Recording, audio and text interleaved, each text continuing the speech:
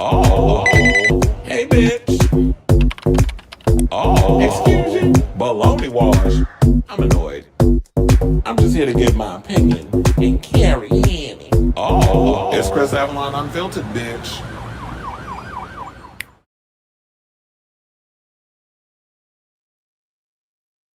Y'all, welcome and happy Halloween Eve. It's your boy Chris Avalon, and welcome to a brand new episode of Chris Avalon Unfiltered, a show we basically talk about all things going on in celebrity news, pop culture, hot topics. We might get a little political, so that's a show for you.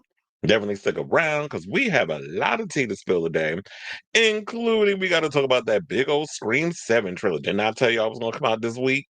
And lo and behold, it came out.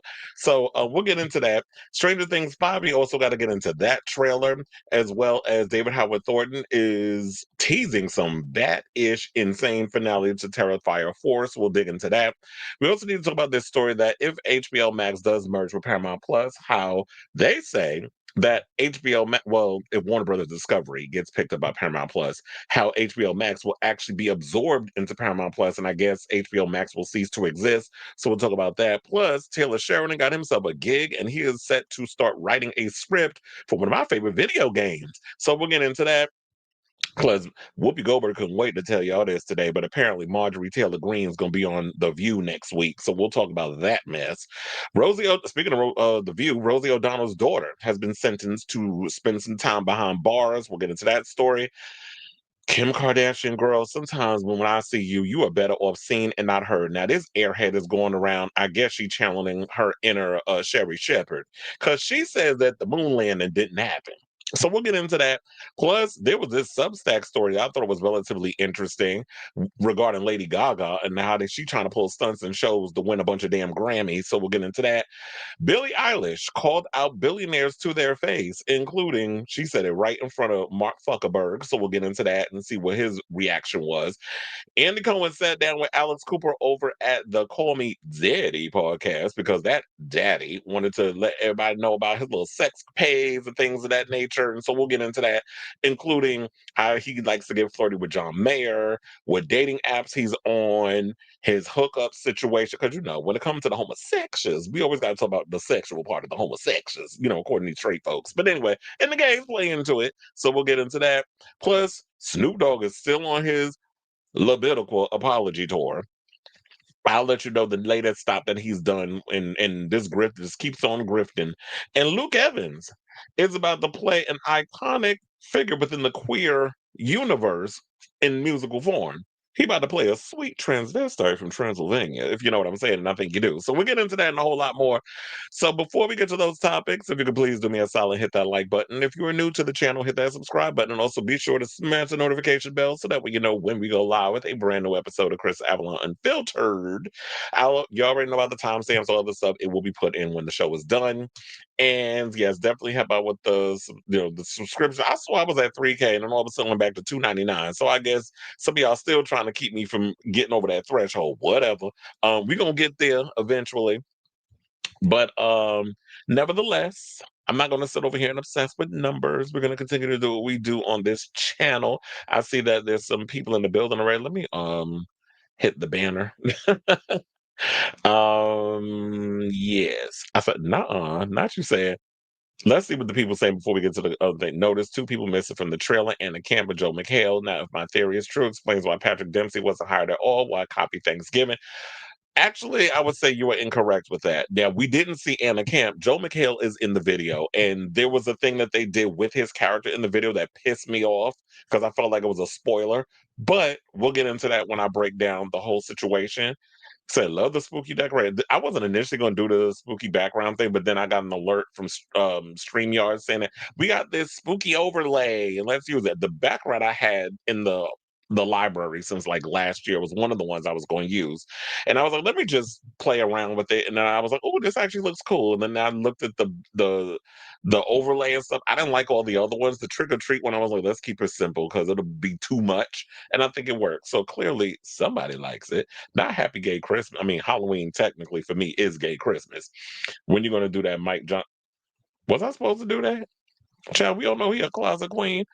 BX King says they named Sidney's daughter Tatum. Yeah, that was always, I guess, because y'all haven't been paying attention. Well, y'all probably haven't been keeping as in like your ear to the street in regards of all the scream theories and all that other stuff. But yeah, that was always the story that was running around that Sydney's daughter's name was gonna they were trying to play it up like they were gonna change the name or whatever, and it was a code name. But the story was always that she was gonna name the daughter Tatum after her best friend Tatum Riley. But we'll get into that. Yes, Rosie has a daughter. She actually has 4 children. Well, and she had all them kids around the time since she was doing the Rosie O'Donnell show.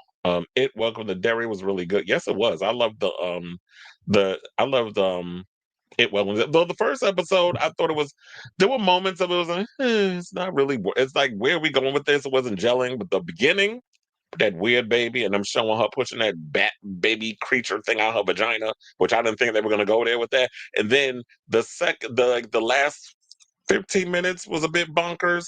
In between, it was a little shaky, but for the most part, I like where we're going so far with the story. Not you. Am I working? Oh, how you know? I actually am working raw at the garden. I'm also going to be working. What else am I working? Oh, I'm doing UFC too. They gave me all the shifts nobody wants. You will be surprised that people complain about WWE Raw. I don't know why. Wrestling fans are fun, and UFC fans. I guess probably because I am a UFC fan and I grew up watching Ultimate Fighter and all that other stuff. I'm not bothered by it. People get so weirded out by people's personalities. I get along with everybody, so it's no issue to me. And I feel like if you're gonna work in public spaces and stuff, you should be cool with working with different types of personalities. People don't want to work the Gunna concert, and I already was catching the racial undertones with some of the stuff people say. I said, "Why? Because it's a rap concert." There be some country music concerts I don't be wanting to work, but I work them. Don't be playing with Cleveland. Now Halloween being called gay. I mean, look, the truth is what it is, right? It is gay Christmas. Shit, I like Halloween more than I like Christmas. I didn't care about the daughter in Conjuring 4. I don't care about the shady. Well, look, we about to get more Conjuring stories in the franchise. I don't think. Oh, wait, that isn't. Oh, I didn't pick that as part of the story, so I could guess I could bring it up. Apparently, they're making a pre. There was the story came out a while ago as they were doing a prequel series right after the movie came out for HBO Max and HBO. Now they're talking about doing a prequel movie. I'm like, why are we getting all these prequels? Like, you can't tell the story in the show. Now we need a movie version because the movie made over $400 million worldwide. That's where they're doing it. So I knew they was full of it. But anyway, so now that we've addressed all y'all comments for now, let's get into our first topic as I hit my banner. Let's talk about Scream 7. So now, look, shout out to oh my God, what the hell's his name? Daniel RPK. Shout out to him because remember there was a time before that he said that the trailer was supposed to come out and it didn't. And I remember I don't forget who it was in here. One of y'all asked me. I was like, "So when do you think that the Scream trailer is going to come out?" I was like, "It would make sense if they put one out around Halloween." Then after I said that, the next day, I kid you not, that's when the Daniel RPK story came out, and everybody started running with it. Rumors are swirling that this new Scream trailer is going to come out on Thursday. So I was like, I ain't really want to talk about it. I was like, okay, we'll just see. Because before he said what he said, it didn't turn out to be true. But I said, look, it's almost November. November is literally on Saturday. It makes sense if they would drop a trailer for Scream right around now. Like, I don't understand what y'all holding on to, especially because February is not that far behind. It's like what 3, 4 months away. So, and it's the first week of February when this movie comes out. So it makes sense that y'all will put it out now. And of course, lo and behold, I wake up this morning and I start seeing I saw Mike from We Watched the Movie put out a Scream 7 reaction video. I'm like, so it was true. They did put the video out. And then I was like, let me just Google schmoogle. So I went on my phone, Google, and I was like, where's the trailer? Saw the trailer, pulled it up. I was hesitating. I was like, do I want to watch this now? Or do I want to like give myself a moment to get up and like really get into the trailer? So lo and behold, I gave myself like a good 5 to 10 minutes. Watched the trailer, loved everything I saw in it. So let's get into some things. So yeah, finally the trailers come out. We've been waiting long enough. The trailer looks good. I like the fact that we got a lot of chase. It looks like we got a lot of chase sequences in the trailer. And what I also like about this trailer is the fact that it looks like we're getting back to the basics of the first three movies where it was a lot of chase sequences. Because one of the things that we love about, well, I'll say for me, what I, as a Scream fan, love is the fact that we have so many chase sequences and things that was in those movies. The iconic chase scene, of course, in Scream 2 when Gail was being chased in the theater, and that whole thing with her and Dewey, like I love that sequence. So there's always been a lot of iconic chase sequences. One of the other things that I loved about the trailer is the fact that when Sidney and her daughter got into the panic room, I was like, yeah, she definitely gives me like somebody would have a house and have a panic room in it.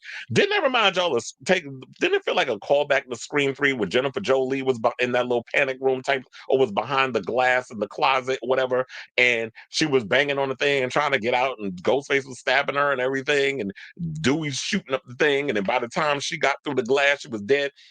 That's what it reminded me of, and I like that whole panic room sequence. So I was like, okay, now we got Sidney Prescott in survival mom mode, and given very much like she's one of those doomsday prepper types. Like that's what she was giving me up in, and I just love to see like she's got this like she is like one of the badass final girls of my generation. So I'm excited for it. So now the synopsis, because we wonder what the hell is this movie going to be about.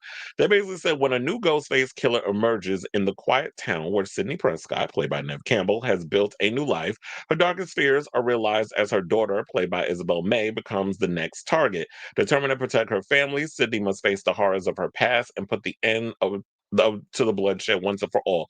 Another thing that was a spoiler, and I knew about it, was the fact of the opening, which they're saying like the opening of the trailer, which the rumor is that is the opening sequence to the movie, where you see a couple go to Stumacher's house, which is an Airbnb. And I've heard that the actual Stumacher house in real life, it is an Airbnb where fans can go and spend the night in that house and all that other stuff. So they just took like a real life situation and actually put it in this thing. You know how meta the franchise likes to get.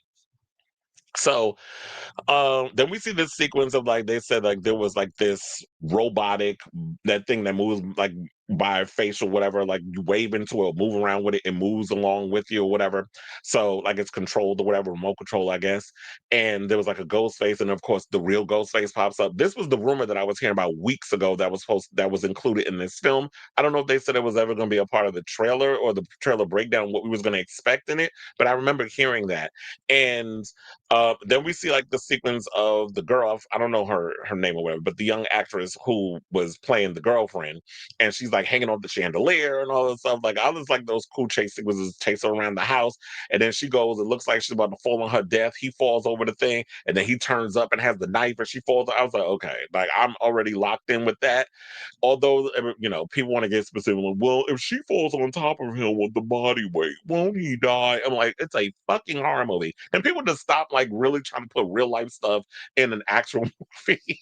Because if y'all can sit up here and believe that Stumacher is alive when he got a big fatback TV put on his face, which you wouldn't have much of a TV, like, because you know how heavy those TVs were back in the day. Shit was not light, not like a lot of these flat screens that we got today.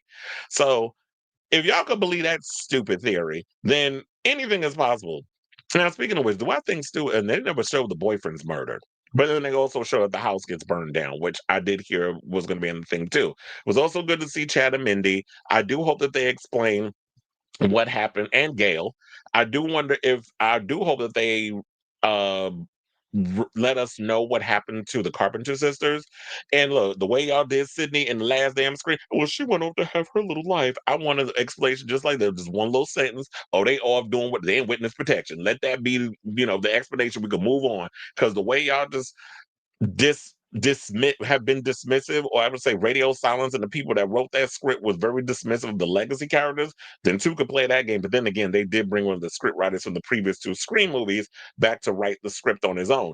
But I also heard that Kevin, and I knew this was going to happen, I'm glad this was confirmed, Kevin Williamson did come in and spruce up the script a bit. And I was like, yeah, if somebody who knows these characters, who knows Sidney, her ins and outs, what she would and would not do in certain situations, and also punch up those sassy one-liners that Sidney has been known to give us, especially when she goes back and forth with whoever the Ghostface is on the phone, then we definitely need some of them Kevin Williamson isms in there. And also, we need to spruce up Gail because Gail is a gay icon and she's very much, let's get that fucker. That was the first thing she said out her mouth.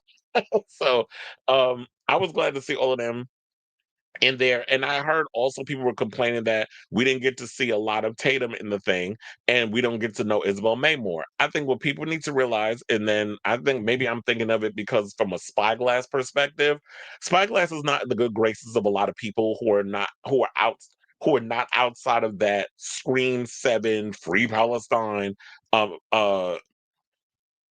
what the hell's it, Melissa Barrera bubble. Whereas like people are pissed off that you pretty much killed not her character, but just fired her.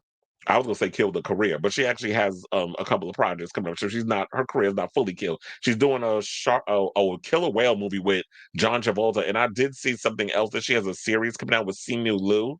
So Melissa Barrera is working. So a lot of people are getting all upset that she's not gonna be in Scream. And it's like, please, we all know that Sidney and Gail are Scream. Hopefully they survive. But even if this is like Sydney's final bout and Gail's final bout, and y'all want to pass the torch to Tatum, I feel like it is time to do that because how far can we continue to stretch out Sydney's character? I don't think they'll kill her off, but I do feel like it needs to come to a point where Sydney's off, she's got to have her life, and then we can have Tatum maybe be the new final girl. I don't know. They'll have to figure that out. I don't know where they plan on going with it, but excuse me, but we can't have Sydney doing this thing forever, in my opinion. So I like seeing that where hopefully that our legacy characters will get to spend a lot more time with them. I also like the fact that okay, so they moved to a new town called Pine Grove because I was pausing and I was looking at certain things. So they did say something where it said like Pine Grove in the background on one of the buildings, so on one of the stores or whatever. So they live in Pine Grove. Don't know where that Pine Grove. I don't know where that is. I did see on one of the movie theater signs where they're showing Texas Chainsaw Massacre that it said Dallas. So I don't know if it's in Texas or whatever, but I guess we'll find that out when we watch the movie. Because Woodsboro, I don't even think is a real place in California. And they make them it's like Haddonfield is not in Indiana. So they make up names. And I like the fact that we have that, there was always stories about Little Latte Coffee Co. That she was going to be owning a coffee shop. So I don't know if she's a designer, like she designs logos and stuff, or if she actually is someone who owns her own little coffee shop in the town in which she lives, which I think is pretty cool. I think Sydney needs to be her own entrepreneur at this point. I don't want her to be someone like, oh, I'm trapped in my house and I do like graphic design also because I'm hiding from Ghostface. We already went through that with her with Scream 3 and she left the door open at the end where it's sort of like she wasn't going to let her past control her. So we need to move on from that. Sydney could be out loud and proud living where the hell she is. And if Ghostface want to come for her like they are in this film, then bring it on, bitch, is what I would say with her. So I like seeing that. And then also, like I already mentioned, the chase sequences, the panic room, loved all that. Oh, Chad and Mindy, seeing them. Also, do I think Stu is back? Because at the end of the movie, we do hear, I mean, the end of the trailer, we do hear his voice. We also hear Dewey Riley's voice at one point. So we hear that, which kind of plays up the whole theory about the AI that they're using AI voices of people who were killed. So we haven't seen the Roman Bridgers stuff. So we don't even know what's going on because we know that his character is being brought back in the film. So I don't know. So do I think Stu is back? Um, I think he's dead. I think that someone who was connected to Stu or someone who knew Stu or whatever the case is probably coming back to seek revenge, probably because, Sydney is been living her life, having her own, she got a husband, she's got a daughter, she's living her best life. And all these other people, whoever this killer is just mad that, oh, she's getting to live her life and my life is a travesty. And when it comes to celebrity and fame and infamy and this whole surge of John Wayne Gacy is getting a docu series on Peacock, and then you have uh the monster series where now we're reviving dead characters and trying to give them empathetic angles and stuff with Ryan Murphy and his sensationalism. So when we got that, and then we of course we have like the podcast where they do deep dives into serial killers, and then of course recently Netflix has dropped the trailer on, I mean, not a trailer. I think the episode is actually up on Eileen Wuornos. So there's this big surge in celebration of serial killers, and the fact that people who I guess were related to, or whatever the case is, may be envious because Sydney's gotten all this fame and all this. What? Not that she asked for it, but you know, she's been going through all these other things, and they're like, well, y'all forgot about those of us over here who are part of the family and how we might have been affected, and this lady is getting book deals and all this other stuff. Like I said, not that she asked for it, but a lot of times when people know that there's a survivor or there's killers, we celebrate them more than all the other people, and not thinking about that the fact that these other family members are being hurt by whatever. So that could be a theory too. Now, also, Joe McHale being the husband, he's a cop. We clearly see it from his uniform because I remember Robert was saying earlier, "Oh, Joe McHale is missing from the trailer." I'm like, no, he's in it. He's in the trailer more than once. They show like him in the background where it's a little blurred when Sydney's looking over, and then he's in the background blurred. Then he's looking at something, and then Ghostface jumps on him with like this plastic tarp or whatever and starts stabbing him. I'm like, why are we showing his death in the trailer? Allegedly. I mean, who knows? Maybe he survives during that sequence. But you're literally showing Ghostface attacking him with a knife while he's covered in plastic in the trailer. Why are we spoiling murders? So I understand you want to get butts and seats, you want to get people excited, and that was the thing that I was worried about before when I was watching, when we started hearing all these reports coming out of who's going to be in the movie and this latest casting and that later casting. It's like, why are we putting all this in the movie? And you know, you're just spoiling a lot of stuff. We didn't see Marcus Suelos. We didn't see Ethan Embry. We didn't see a lot of the characters in there. So I do wonder when we start seeing these people who are these characters. And also Anna Camp, because I love me some Anna Camp. She's in the movie as well. There are theories because she's supposed to be playing Sydney's friend. Turns out they're saying that the rumor might be that she might be playing Leslie Mocker's Stu's sister. So she could be behind the kills. Maybe I should have said spoiler alert. Sorry. But these are all theories that's been running around that with this thing. We don't necessarily know what the overall the twist and the theory and everything. And what if also, shout out to Mike, because I'm gonna give him this credit. He said that during his live stream that somebody brought in, what if they're not even trying to, what if it actually is Stu and they're not even trying to hide the fact that he's, who the killer is, that they're just putting it out there on Jump Street. Well, I'm like, I was thinking if that was the case, y'all could have just unmasked him in the thing. But maybe, but then again, I did think about it. When we all saw Scream 6, one of the things I did like about that movie, and there was many things I did not like, but one of the things I did like about that movie was in the opening sequence after Samara Weaving's character is stabbed up in that alley and the killer takes off the mask and reveals who he is. I was like, that would be a great way to start a Scream franchise for once. It's like, let's reveal the killer in the beginning, get that out of the way. And if you want to put in a twist or whatever of having it be more than one killer, so he's not the only one, that he's getting help, and there's other, we could still play the Scooby Doo thing. But if you want to at least unleash one of the killers and knowing that, with certain situations that one of the killers is amongst them while he's getting help in different situations, I think that would be an awesome way to kind of go with the angle of this film. So overall, I will say this: I'm excited to see what I've seen so far. I'm looking forward to getting to know Tatum's character. I know, like I said before, some people were upset with the fact that we got less of her in the trailer, except that she's doing reactionary scenes and Sidney was front and center. You have to realize Nev Campbell has been a part of this franchise since the was 96. It's been 30, it'll be 30 years next year that she has been a part of playing this character. 3 decades of playing a woman surviving a damn serial killer. Many of them. It's killers, I should say. And so when she's been sidelined in the previous two movies, didn't even come back in the last one because of financial negotiations going awry. And then in the previous one, she was pretty much just like benched throughout the whole film, and we had the Dewey die in order for her to have some give her something to do. So it makes sense from a marketing perspective to make her the main attraction in the first trailer. y'all already know by the time the movie comes out, we always get like 2 or 3 more trailers before there's always the second trailer, and they might do the commercials, like the ads for the TV, and then the final trailer. They always come out with a bunch of damn trailers, which I hate because I'm like, okay, I got the idea. I'm already sold. I don't need to see 8,000 goddamn trailers of the same movie. So I'm already gonna go see it. I don't want y'all spoiling nothing else. So we'll probably get like 2 more trailers. The movie comes out, and then in between those, you can play up and show more of the different perspectives and the different characters. Like we can get to see more of Isabel May and what she's made of, and her friends. I forget the black girl's name, and oh my god, who was the other? And her two friends.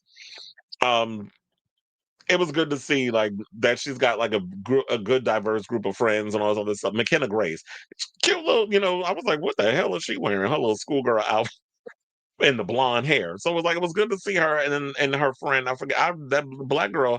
What is her name? Something Clemens, I think was her name. I can't remember her name.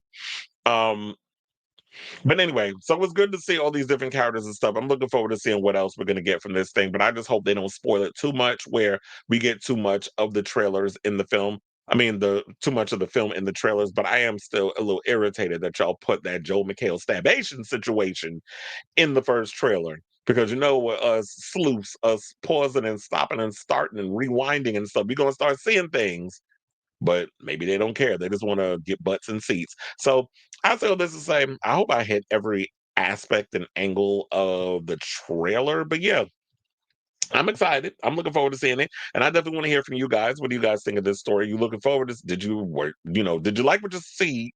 Did you like what you saw? I should say in the new Scream 7 trailer. Are you excited for this upcoming Long in the Tooth slasher? I love a good slasher film. I'm pretty much excited for it. So I definitely want to hear from you guys. Let me know what you guys think of this story in the comments down below.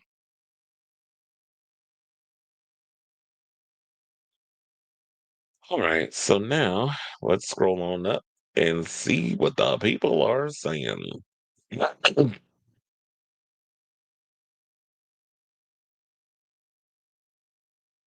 Oh yeah, I saw that one. You should do the mic. Oh, saw that one too. Um,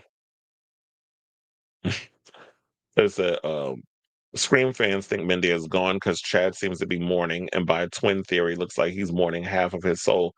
Yeah, I was thinking that I did notice that there is a shot of him in the trailer where he's looking like he's come across something and he's pissed about someone's death. There was that shot. I would be upset if Mindy died because I like Mindy.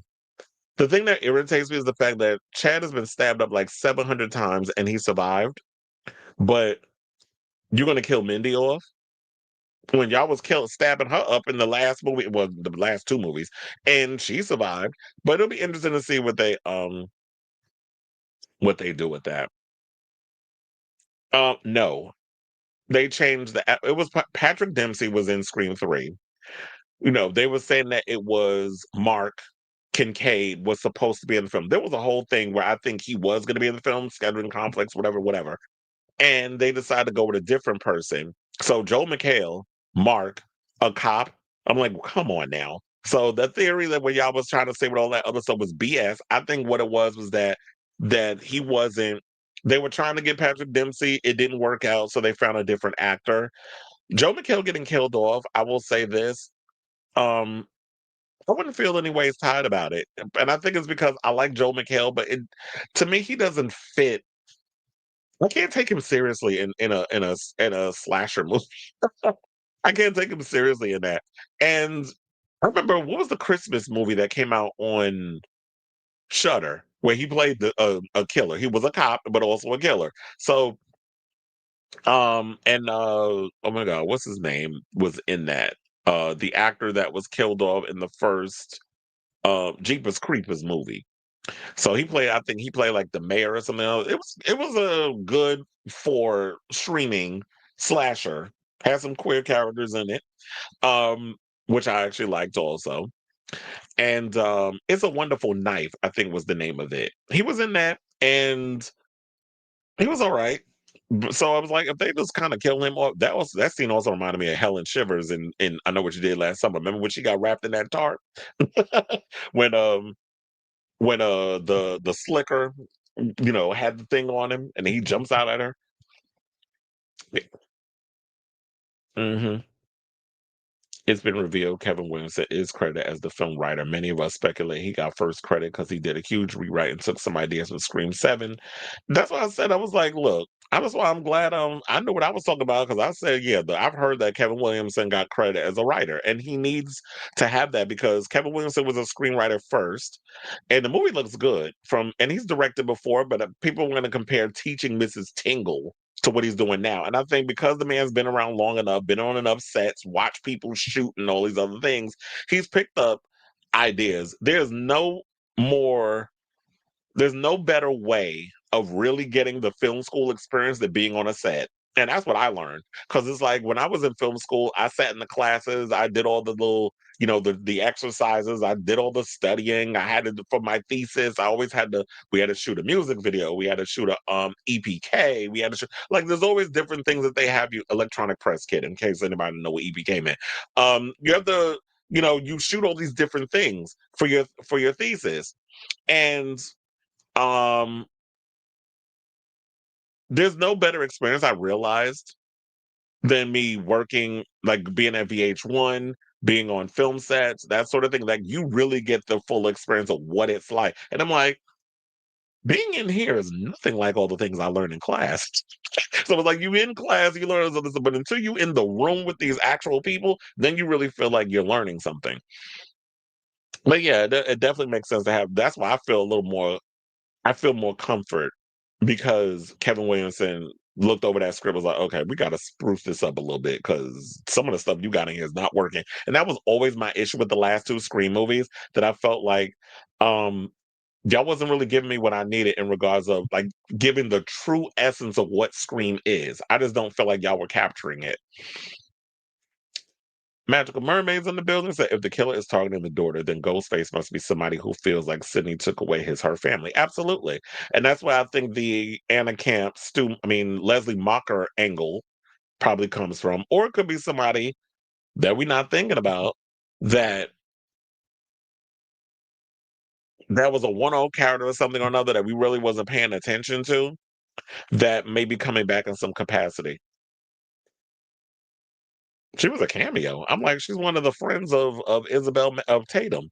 So, because she was in that shot, that Halloween, not even Halloween, that it was that callback to the original Halloween shot of them walking down the street. Like that's what it gave.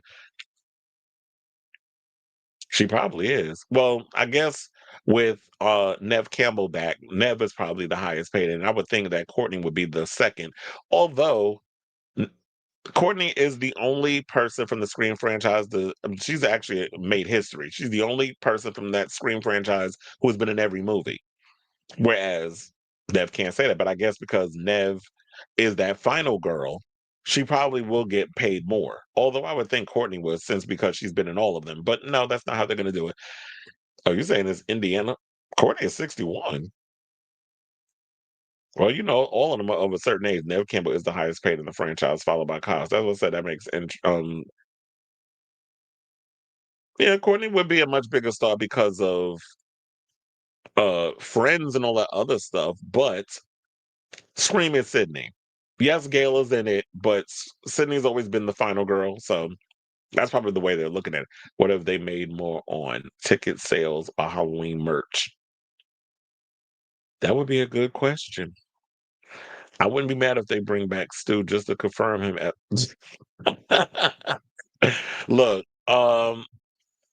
you're saying that Stu, just to confirm him, as are you calling him a homosexual? Well, look, there was always the rumors going around that, and I think Robert brought up this theory this morning where it was talking about that it could be a lover's scorn type situation. Because look, Billy was shooting his shit around town, flowing his shit around town like he was Sharon Stone or something. And he is no Sharon something. That was a line, that was a take back his line of talking about Maureen. So Prescott. So I'm like, Billy was running around hunching everybody. He was hunching Sidney, hunching Christina Carpenter, who was Samantha Carpenter's mother. Then he was over here messing with Maureen Prescott. And then the word on the curb was he was messing with Stu. Him and Stu probably had a sexual relationship. Like, you definitely catch the sexual tension between those two. And Matthew Lillard and Skeet Ulrich on many of, panel, whenever they do like panels or whatever, screen panels, and they even think Rose McGowan was at one of them, where they openly have stated, like, yeah, I mean, I wouldn't be surprised if they lean very much into the rumors that Stu and Billy were an item. So why not play that up in the movie? And the people get me, oh, now they want to make them gay. I'm like, first of all, you haven't been paying attention if that's the theory, the homophobes want to come up with. But oh, now you want to put an agenda, you want to make them gay or whatever. I'm like, even the actors have said this who played the characters. So what are you talking about, Willis? No.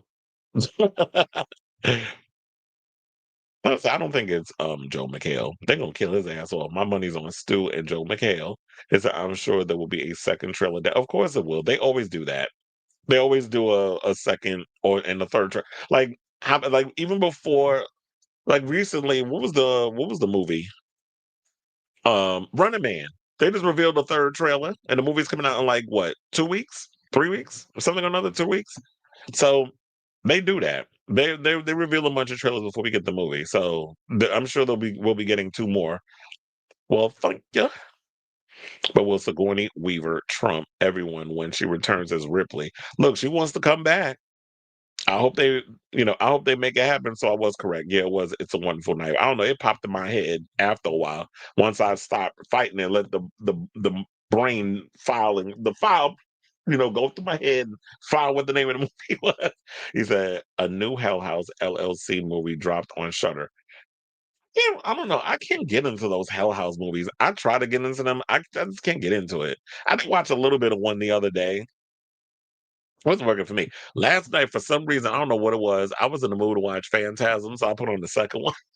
I've seen the first one. I saw the first one the other day, so I was like, let me watch the second one. I don't know why they changed the Michael character. I mean, they had James LaGrosse in it, and James LaGrosse is good looking. I mean, even back when he was young, I was like, okay, that's a good choice. But no, we want the original characters back. Yes, the guy from I don't know why his name escapes me, but yeah, he was in Barbarian and Jeepers Creepers. The creeper took his eyes at the end. I saw Teacher Mrs. Tingle, but then he went to jail. Wait, who went to jail? He said the Kirkland sparkling water is my new go-to. Always drink those. Yeah, I always drink the Kirkland sparkling waters because I try for the most part to lay off soda. Every now and again, I'll get a craving, but for the most part, it's like I usually drink the soda, the sparkling waters. hmm Stu definitely was in love with Billy, and Billy was such a damn slut. I mean, I wouldn't put nothing past him that Billy let Stu put it in his mouth a couple of times. I mean, who wouldn't? Look at Ski Ulrich fine behind. All right, y'all. So now let's get into some other stuff. Uh, Scream wasn't the only one that dropped the trailer today. Stranger Things did as well. So the final trailer for Stranger Things came out, and I have to say this. Okay, out of all the other trailers that I've seen of Stranger Things, I'm like, okay, whatever, whatever, whatever. This one truly got me, and I was just like, okay, now I'm really, and I don't know, I wasn't really all that excited, and maybe it was because it's been so long since they released a trailer for Stranger Things. But after seeing this one, oh, I am definitely locked in with wanting to see this now. Shit, I know the other day y'all did ask me, y'all was like, would you actually go to the movies to see the finale? Because I don't know if people have heard, but yeah, the trailer for I mean the finale is gonna air in some I don't know how many AMC theaters, or I'm sure there'll be others as well. Or maybe it's exclusive. I mean, I don't really know for sure, but let's just say in general, Stranger Things, the final episode, the finale is going to be popping up in theaters. So after Netflix was initially against it, now they've kind of come around because I don't know why they don't realize even if people are going to watch something on streaming, try to find ways to, promote and make money. Put it in a theater. I think at the end of the day, a lot of Stranger Things fans will want to go to the theater and check out this movie because they're going to be amongst like people who really love the movie, or the show. So the trailer is nearly 3 minutes, I should say, and it's got a lot of special effects. It's got a lot of emotion. I even like the fact that they used a Queen song in the trailer, so that was like really cool. And now it says we kind of hit the ground running right away this season, which is really exciting and not how we started any other season. This is what Noah Schnapp said, who plays Will, in a statement from Netflix. He says everyone is all in one place and we all have the same objective, which is great because throughout the many of seasons that we've watched Stranger Things, the one annoying thing I've always had with this show is they always had a it's a large cast, so they always like would divide them up in threes. And this one is over here with this group, this one's over here with this group, and this one over here is in this group. So they always had them off on separate adventures, and then I guess by the time we get to the end of the season, then they bring everybody together. I like the fact that they're starting out the season um, with everybody together with one common goal: take down Vecna and keep them from coming in, crossing over from the upside down into our world. Which, based on that trailer, they clearly failed at because we see, a lot of the creatures, including Vecna, coming into the real world and even saying and grabbing up Will's character and saying, I will use you one last time, or whatever the hell he said. This shot right here, which we see in the picture. So, um, according to Matt, well, here's what co-creator Matt Duffer had to say. He said they're not experiencing normal life. Nothing in Hawkins is normal anymore. Their movement is restricted, and there are Big Brother cameras everywhere. So not only are they active, their everyday normal lives are everything but.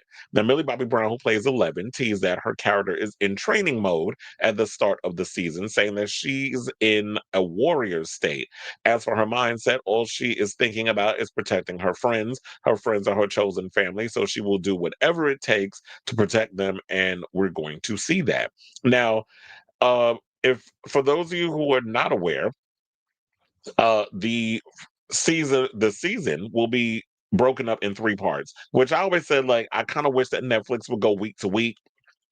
They won't seem to do week to week. So I guess what they're like, we're just gonna have to compromise. We're gonna break it up in three different installments. So we have volume one coming out on November 26th, which is gonna have the first four episodes. Then we have volume two dropping on Christmas, which will consist of three episodes, and then the finale comes out on New Year's Eve, which will drop at 5 p.m. So I guess if people want to spend their time in the theater on New Year's Eve, instead of standing outside in Times Square watching a ball drop, I'm thinking about New Yorkers. Now, anybody else anywhere else, y'all do what y'all do on New Year's. But if you don't want to be doing that, you want to actually spend New Year's, I'll probably be spending it working a fish show because they do that every damn year.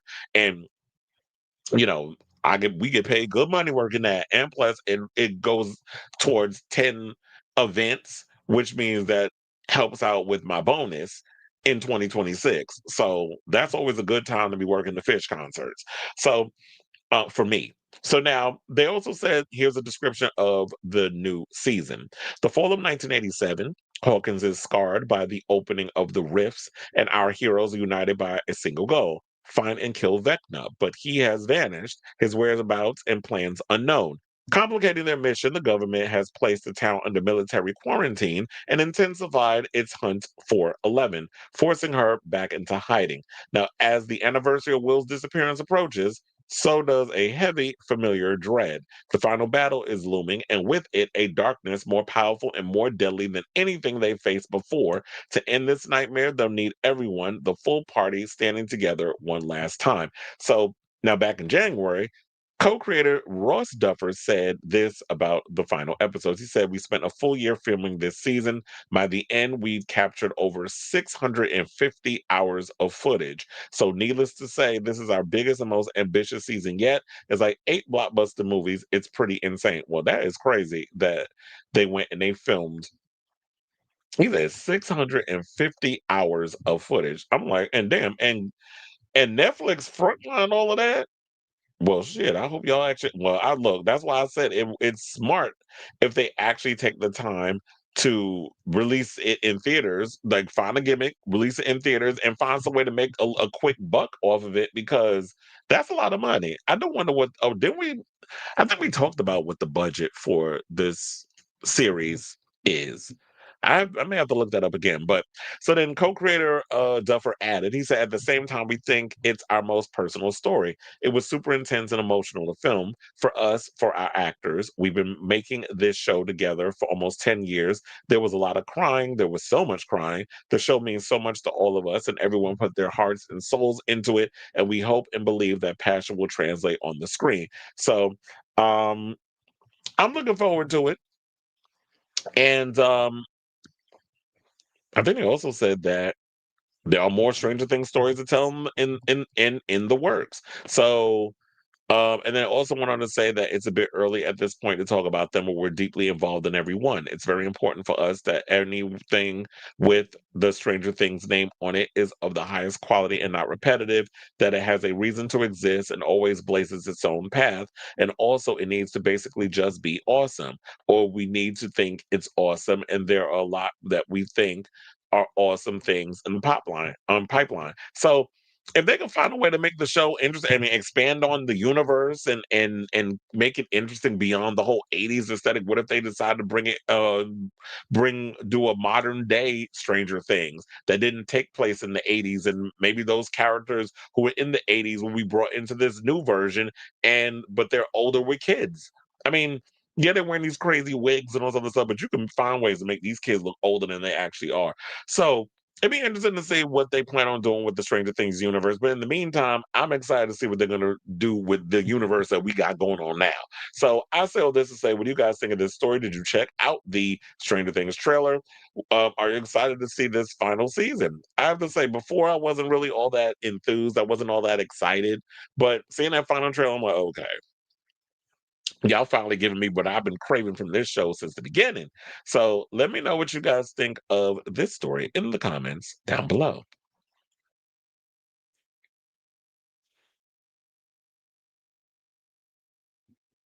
They dropped the X-Men 97 season 2 trailer. Didn't they post that a couple of weeks ago? And I think both the male commented on it. There's another male ship in Stranger Things that I'm convinced had a oh you think was it Mike and somebody else? You called it. They dropped it for Halloween. That's why I said that it was going to drop it around Halloween, and then the day after, I literally, another what was that?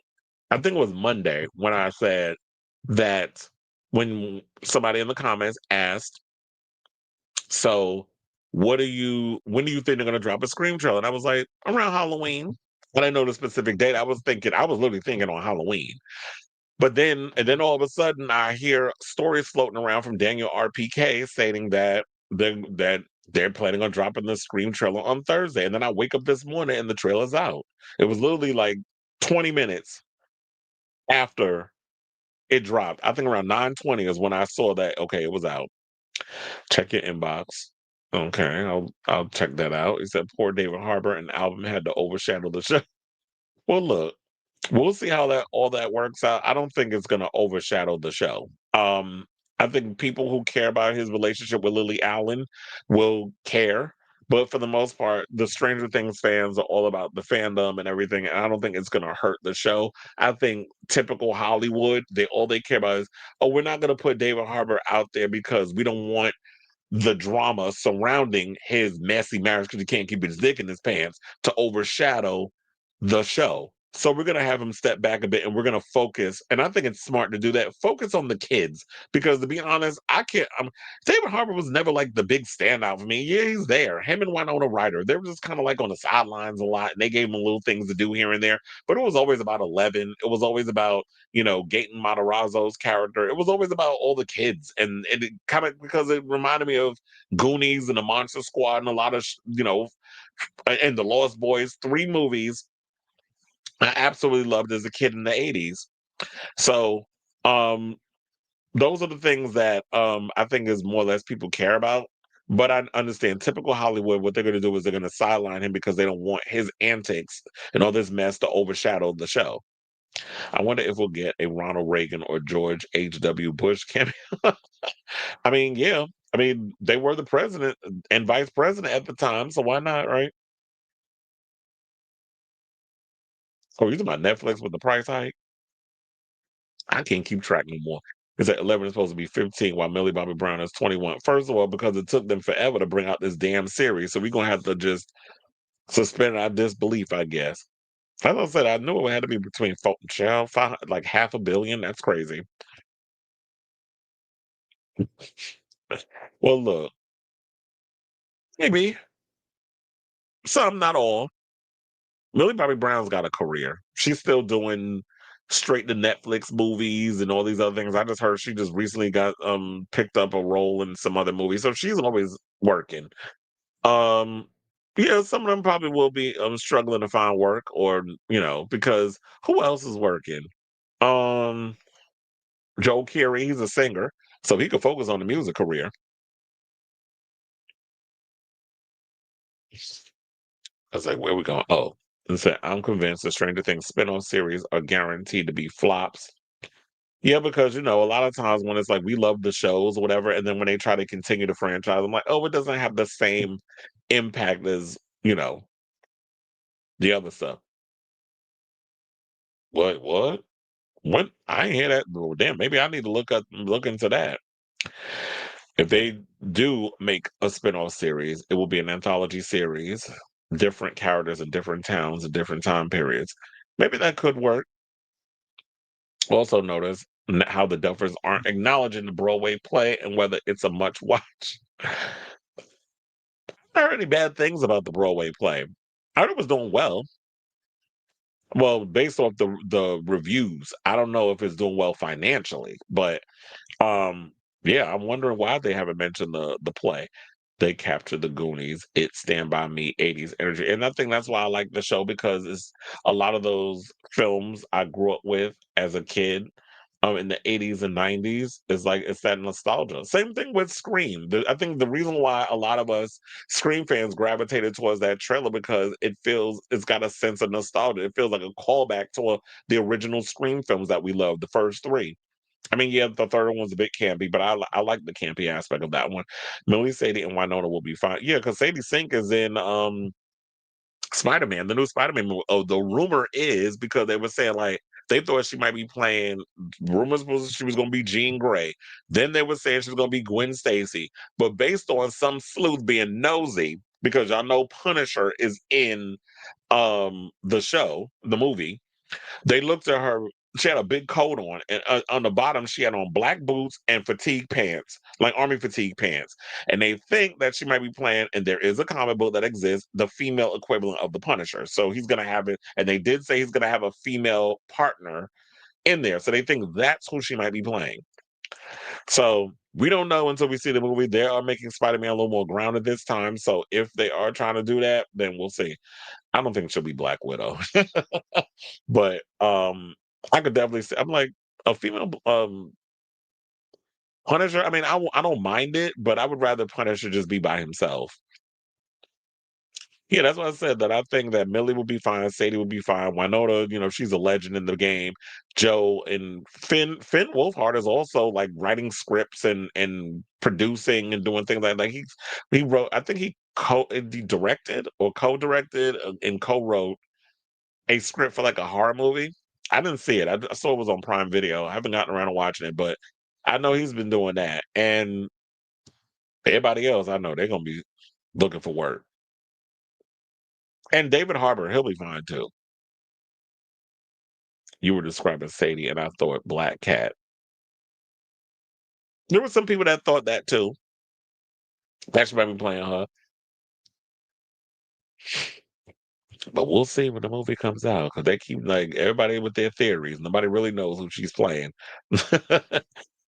All right, y'all. So now let's get into some more horror movie news and let's talk about David Howard Thornton is spilling tea on what we could expect from this Terrifier 4 movie that I'm pretty much excited about. I'm just hoping that, with everything going on with this Terrifier franchise at this point, that this movie will get made.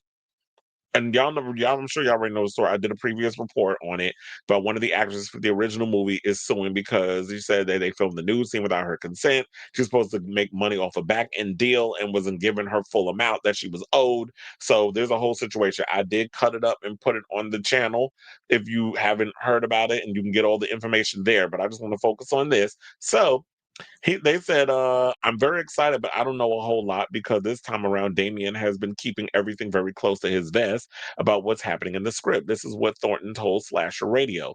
Now, Lauren Lavera, Samantha Scafidi, and I, in the past, when he's been writing the other scripts, he's been consulting us the whole entire time, running ideas by us. This time, he's been pretty much silent.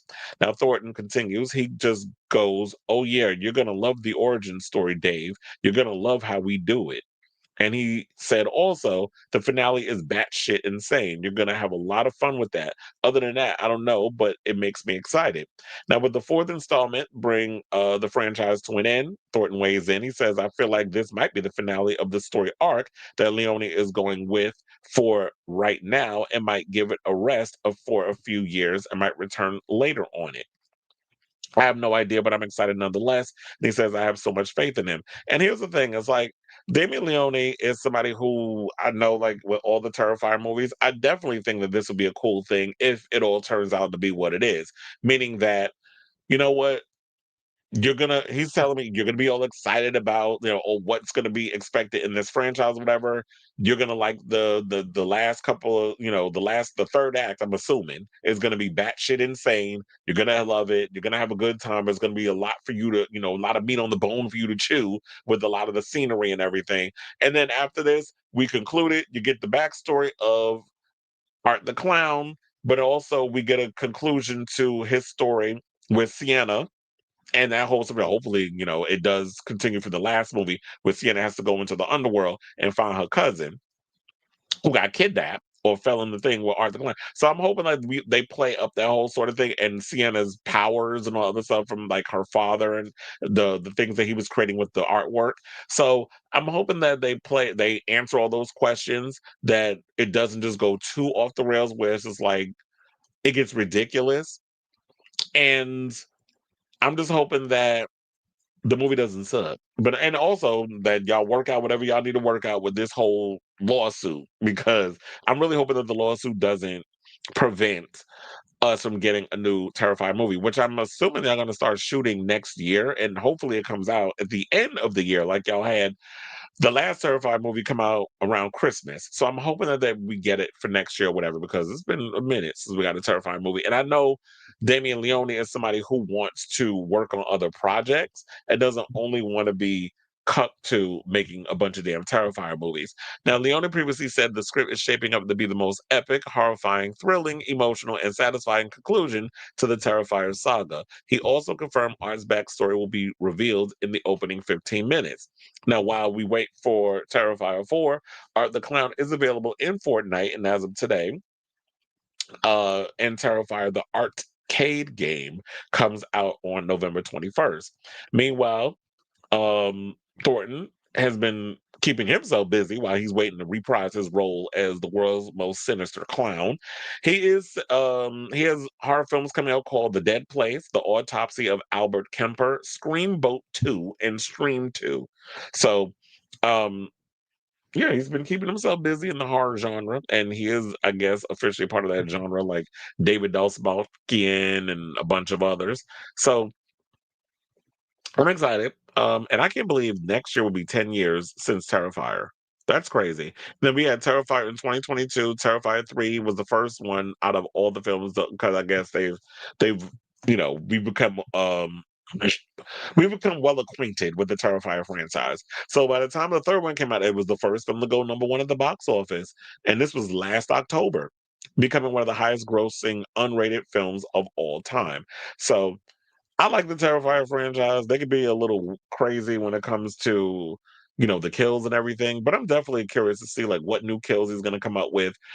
Um, I just hope you don't just reveal way too much about Art the Clown, because one of the things that's always been my overall complaint, I don't besides prequels, I don't like the prequel thing. I don't particularly care for them because I just feel like Well, the killer's not dead because if you're doing a prequel, getting into their whole life story and everything, then it a lot 9 times out of 10 doesn't work for me.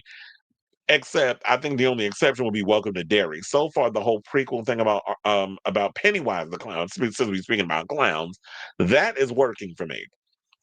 But usually prequels, I don't know. Just like I'm a little worried about that Conjuring prequel. But yeah. But I just hope that y'all don't reveal so much with Art the Clown that it just takes away the mystery. Kind of like the same gripe I had towards Rob Zombie's Halloween, where I felt like you just took away so much of the mystique of Michael Myers. Made it seem like, oh, he was bullied in school. My mama's a stripper. Her boyfriend's an asshole, and my sister's a whore. So that made me turn into this trailer trash kid turned serial killer who likes gutting animals and beating up my bullies. Like just like, no, stop giving.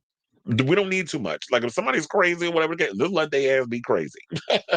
So that's all I got to say on that. So I want to hear from you all. What do you guys think of this story regarding what little David Howard Thornton had to give us regarding the upcoming Terrifier series? I mean, at the end of the day, I'm looking forward to it because I'm a fan. So let me know what you guys think of this story in the comments down below. Happy 5-year anniversary to Positions by Ariana Grande, the underrated R&B album that stalled her music career and revoked her title of the world's biggest pop star. I was watching some video about this guy who was doing a whole thing on gay men using steroids or whatever.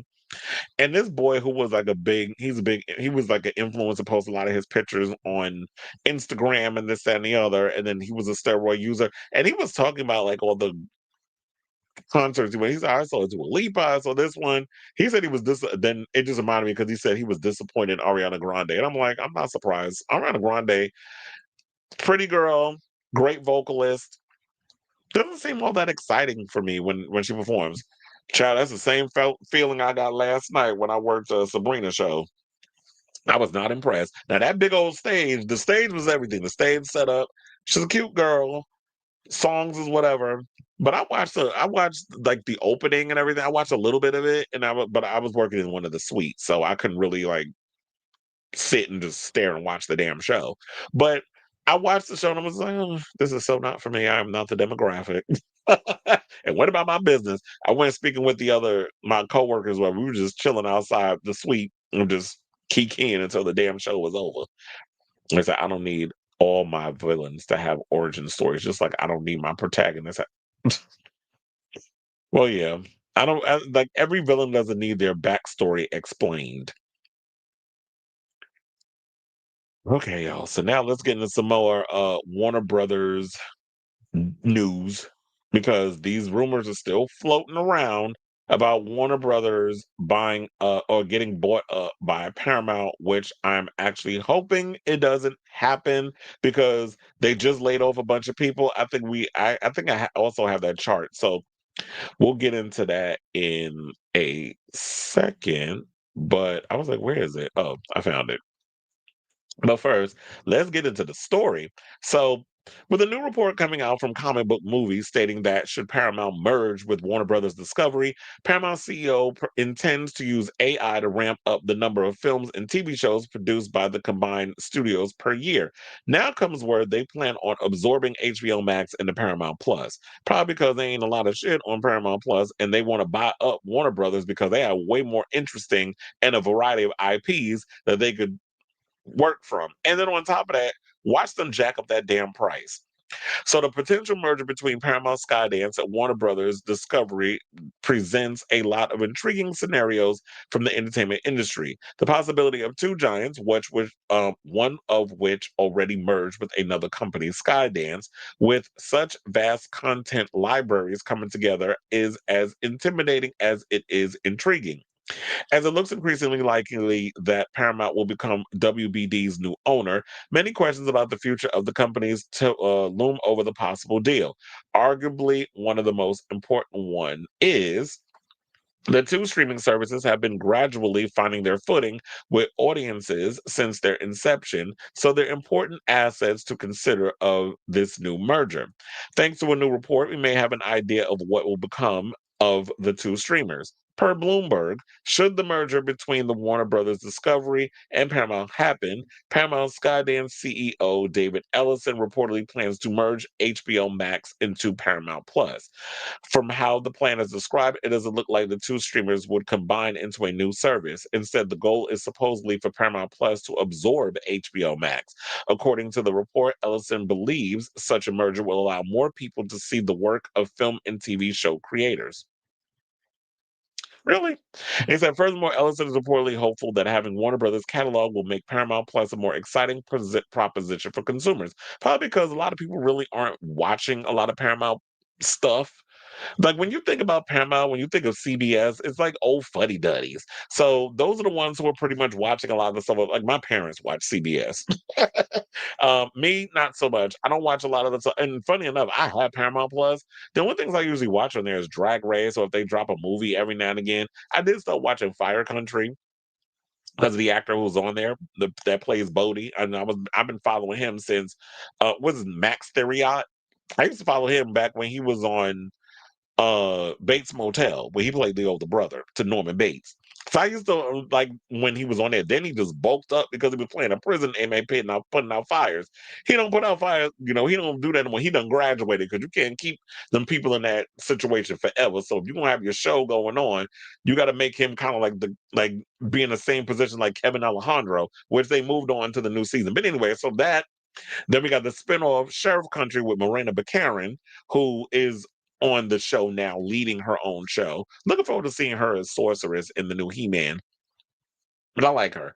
So there's certain shows in there, and then I like SWAT and all the other stuff. But for the most part, a lot of the procedural shows that's on Paramount, I don't particularly. Oh yeah, Dexter, I don't particularly care for. They have Dexter on there, but when you really look at Paramount, there's not a lot of variety of things up there. Oh, and I almost forgot Taylor Sheridan and all his shows that he has up there, and we got a story about him coming up in a second.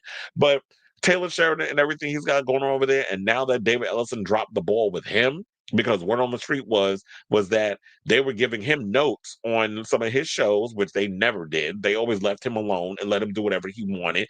And then they wanted him to get a little more political with his projects. He's like, I don't do that. That's not my bag. I'm not doing right wing leaning bullshit, which I could have sworn, and now people call me crazy, but it's lonely being correct. I could have sworn I said that the reason why these Ellisons want to buy up these studios is because they want to push their right wing fucking narrative. And here they go in that article about Taylor Sheridan that's what he wanted to do. They wanted to do some right wing American film or whatever. And Taylor's like, I don't do that.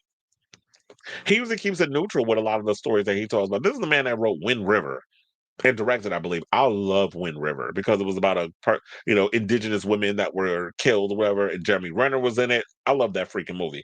So Taylor, I like Taylor Sheridan. He doesn't come across as like a damn right wing, wing nut like Sylvester Stallone, all those people. So now, furthermore, Ellison is reportedly hopeful that having Warner Brothers' catalog will make Paramount Plus a more exciting proposition for consumers. On the linear TV front, Bloomberg states that the CEO doesn't plan on selling any cable networks from either Paramount or Warner Brothers Discovery. Notably, per the outlet sources, Warner Brothers Discovery's CNN news side will be given resources from CBS News, which is owned by Paramount. Now, didn't I also say that, of course, with them buying the Paramount, what news media is over there? CBS. They do all the other people are talking about things about Trump, not CBS.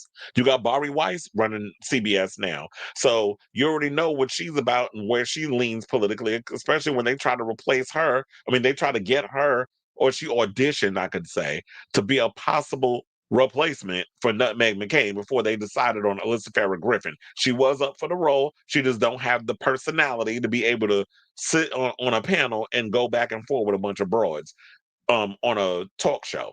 So she didn't get the part. Now she's over there running the news program and everything over at CBS. So you don't think they're going to start trying to buy up um, legacy corporate media that is pretty much dominated by, or they spew a lot of liberal talking points? You don't think they're going to lean their conversations a little more conservative?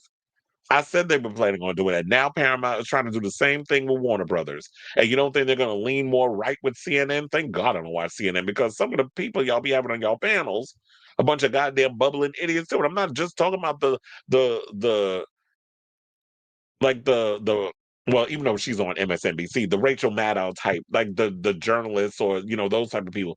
You have you get dingbats from both sides over there, and then they always try to bring on these Republican GOPer types to try to see, I guess, what side they're on. But they spend more time around a panel talking over each other.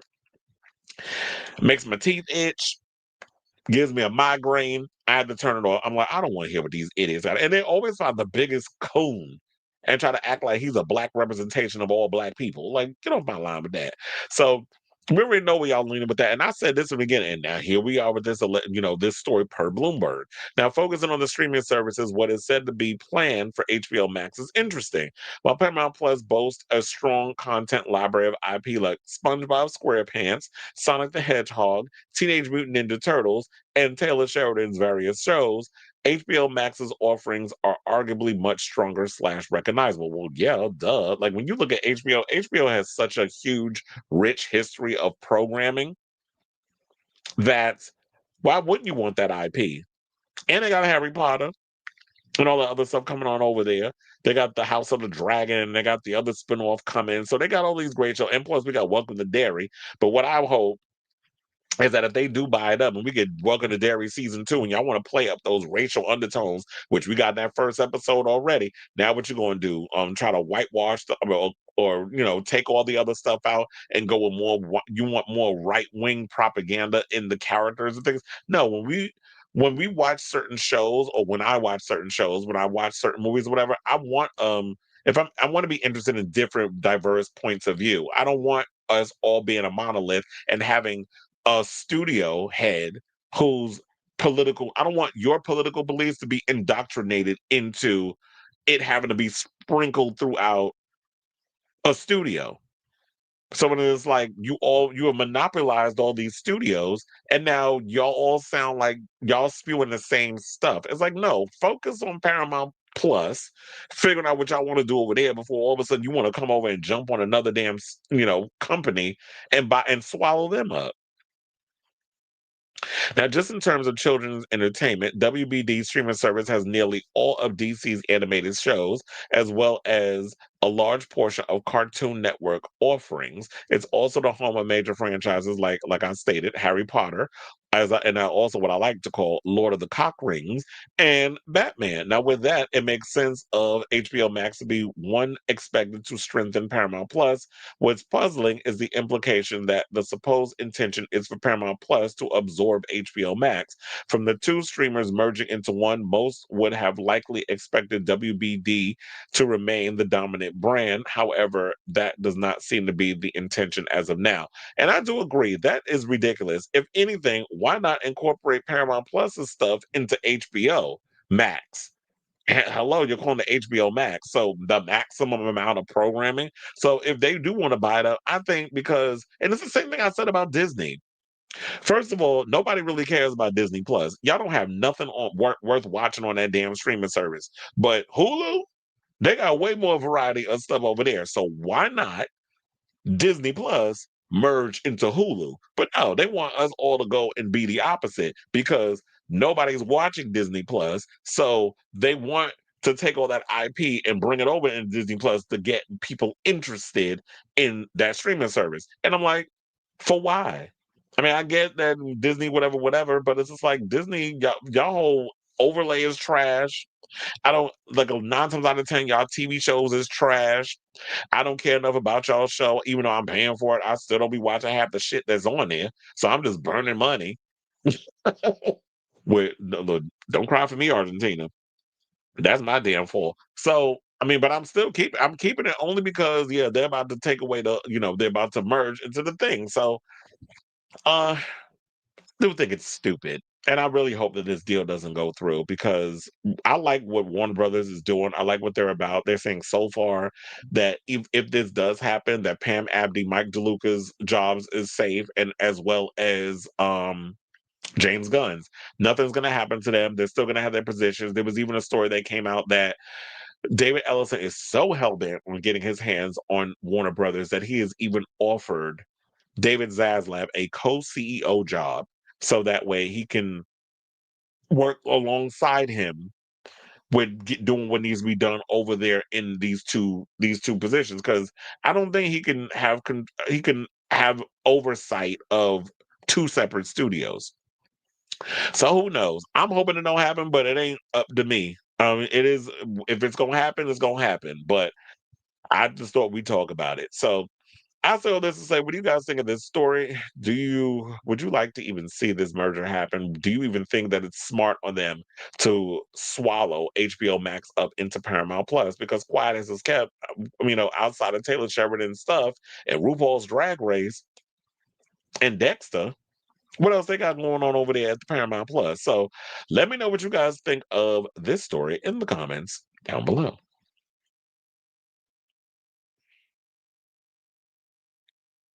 All right, let's see what the people are saying.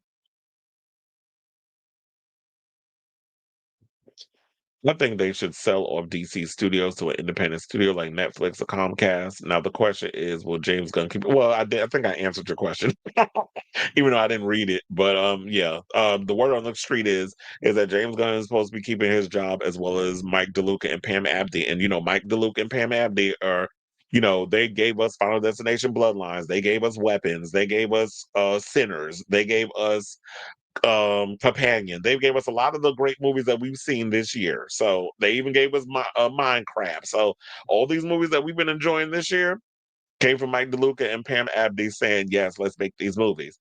And I don't know about Netflix. Like, we've already seen Netflix to me doesn't really care about quality entertainment. All they care about is quantity. All they care about is just hoarding up stuff and throwing it out there and being like, look, movies here, shows here, enjoy.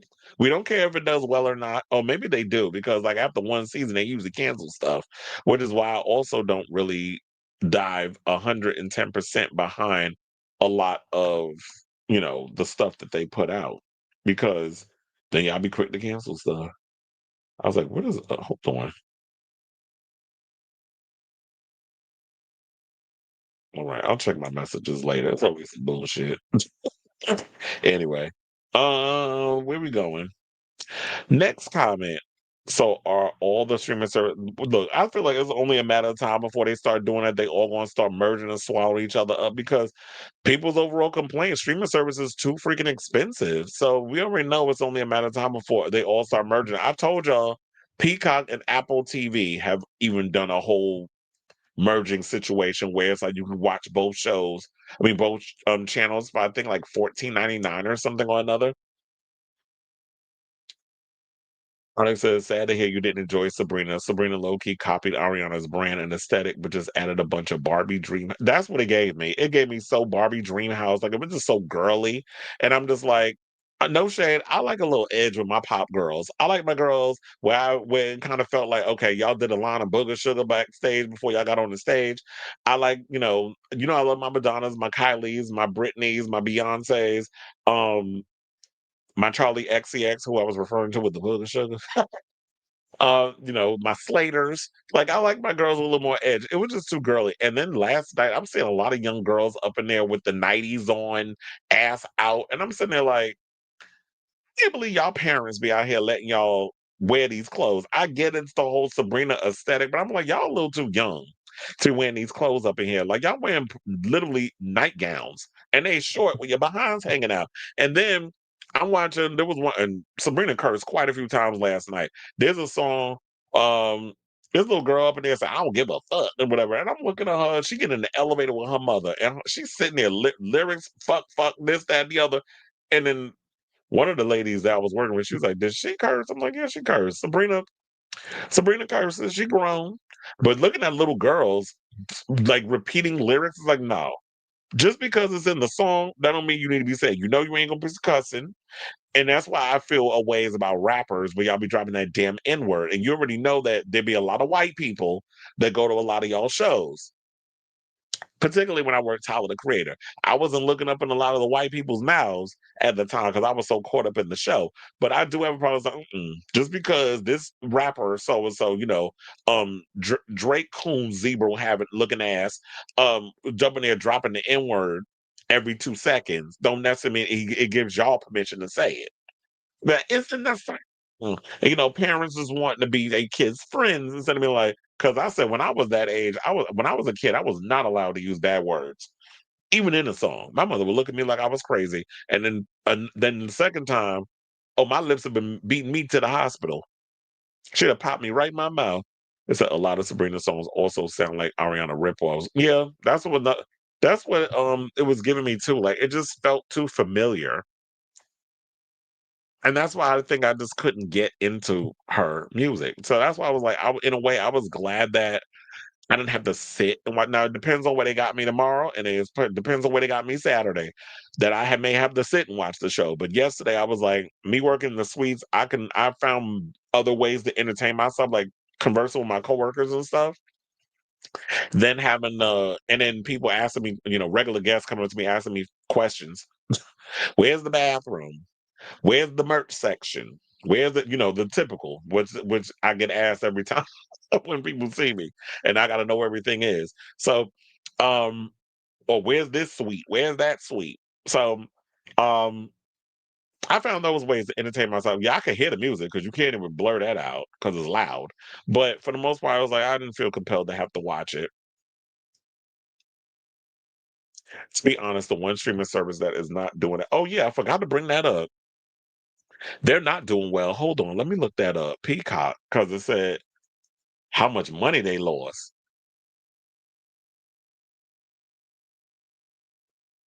They said Peacock is stuck at 41 million subscribers. Like they haven't even grown their audience. And they're trying to work their way out of a rut. They said, yeah, for the entirety of 2025, Peacock has been stuck at 41 million subscribers, though there has been ebbs and flows per subscription measurement firm Antenna. Peacock's monthly churn rate has fluctuated between 5 to 8% throughout the year. At the end of each quarter, its paid subs have come out at to 41 million. So it's kind of like it's a sign of consistency, not stalled growth. So because I was trying to say, how much did they say that they lost? Because that was in there too, in one of the articles. You think they have much stuff on there though? Wait, let me look that up.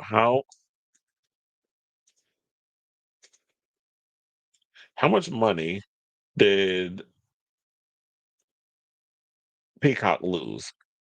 They said that in the third quarter of 2025, Peacock lost $217 million, a significant improvement from the $436 million loss in the same quarter of the previous year. This narrowing loss occurred even as the subscriber count remained flat at 41 million and revenue slightly decreased to 1.4 billion, a drop attributed to the absence of the 2024 Paris Olympics.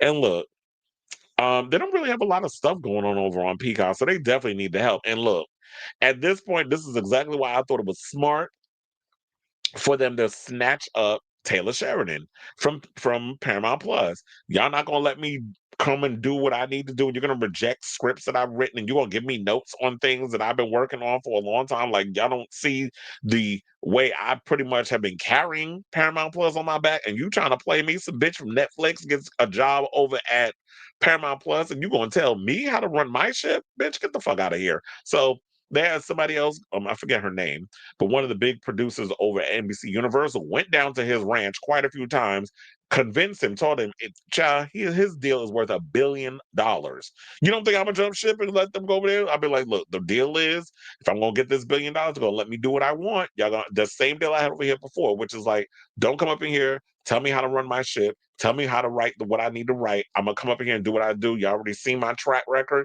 You know I'm good for it. So I'm gonna still finish what I'm doing over here, the movie deal where he can go off and do other things with other films or whatever. That starts in 2026. Now, the show stuff, he got to wait until at the end of 2028, beginning of 2029. Then he can go off and, I guess, develop TV shows for Paramount Plus. But he's still stuck with their ass. Unfortunately, but child, you can't tell me. You had to tell me twice if you gonna give me $1 billion.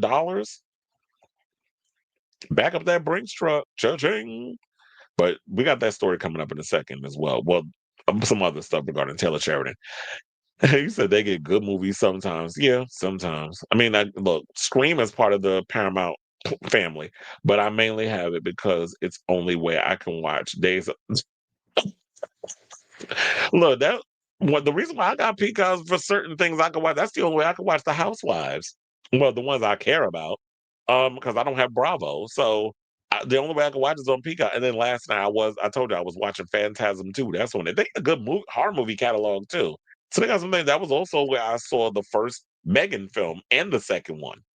So certain films that I can't see and drop. That was how I was able to finally see that without having to rent it and all other stuff. So they have certain things over there that I watch. Also, remember Sundance said they was going to get rid of DEI. I'm curious how they will do this when BET Plus is under. Well, that's dumb because first of all, isn't Sundance owned by? Oh my God, what's his name that just died?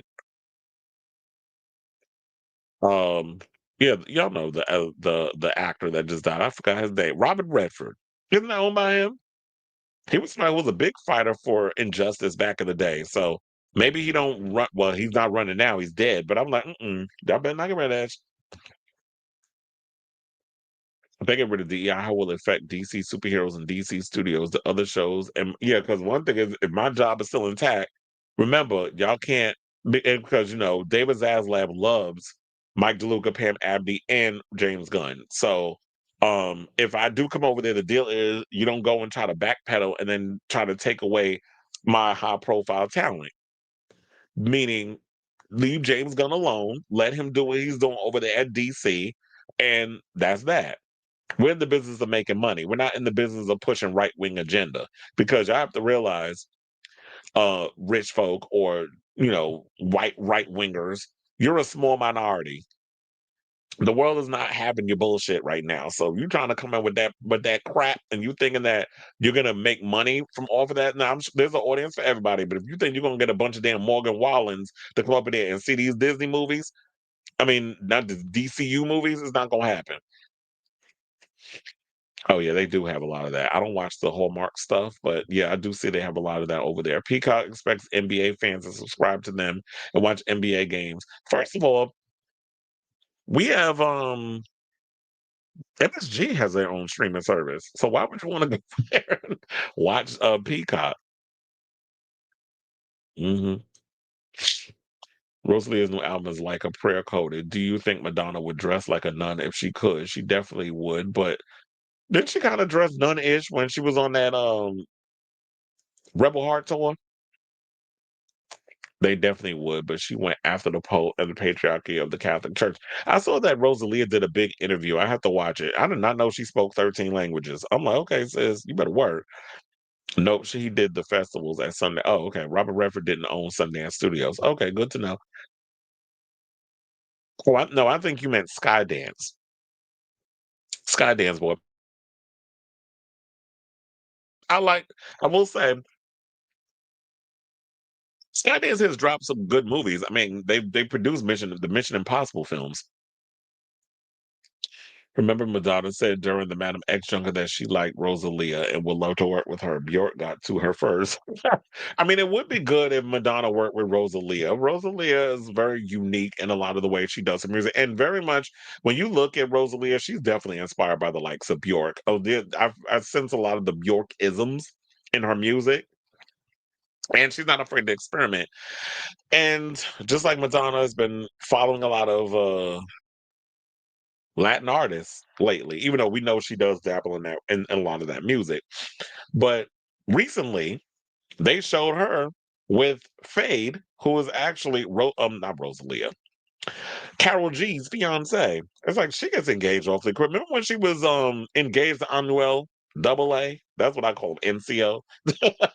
I did not like his ass. He's an idiot. First of all, he's a Trump supporter. He's stupid. So I never particularly cared for Anuel. But and the smart thing she did was leave his bum ass where he's at. And then she moved on. And now she got the biggest career in the world. Now she's dating or in a relationship with one of the biggest. reggaeton artist, and I like Fade's music. I worked one of his shows. His show was actually good. His stage setup reminded me of Billie Eilish. Like it was just a weird setup. Like it was in the center, no seating. It was literally like a standing room on the floor, and it looked like a little maze, like a little mousetrappy maze type thing. And he loves green, the color green. So, and I was surprised that he was. They're both Colombian. So, I was actually surprised that he sold out Madison Square Garden. I'm like, damn, he's bigger than I thought. And this was maybe like last year. Very true. I estimate the like 13% of the world population is rich out of 8 billion people. You count all the billionaires, athletes, and celebrities. But there's levels to being rich. We went over that story the other day when I was talking about the kind of rich that certain people want to hang around. The level of rich, remember? That was a funny little segment too. That's why I was like, let me cut that up and post it on social media. All right. Oh wait, where am I going now? Okay, y'all. So now let's move on into the rest of the show. And let's talk about Taylor Sheridan, who is about to write the script for one of my favorite video games. So yeah, we're getting a Call of Duty movie, which I was like, okay. I mean, I like military leaning stuff. I like my G.I. Joe, even though that's based off of a cartoon and things like that. They still can get that together. Speaking of which, can y'all get Taylor Sheridan to write a script for G.I. Joe? Maybe it'll actually be good. But I get it because I was surprised. I'm like, wait a minute. So he's giving us a like he's writing Call of Duty. That is what made me perk up because I was just like, okay, we're getting a video game movie. It is what it is. But it always depends on the person coming on board. When they mentioned it, I was like, okay, I am all in. So after landing the rights to turn one of the world's biggest video games into an epic movie, Paramount has now landed two A-list filmmakers to develop it. Now, sources tell Deadline that Yellowstone creator Taylor Sheridan and Peter Berg. Peter Berg is someone who's, well, funny enough, Taylor Sheridan and Peter Berg have something in common. They both started out as actors and then they got into directing. Peter Berg didn't he do Shocker?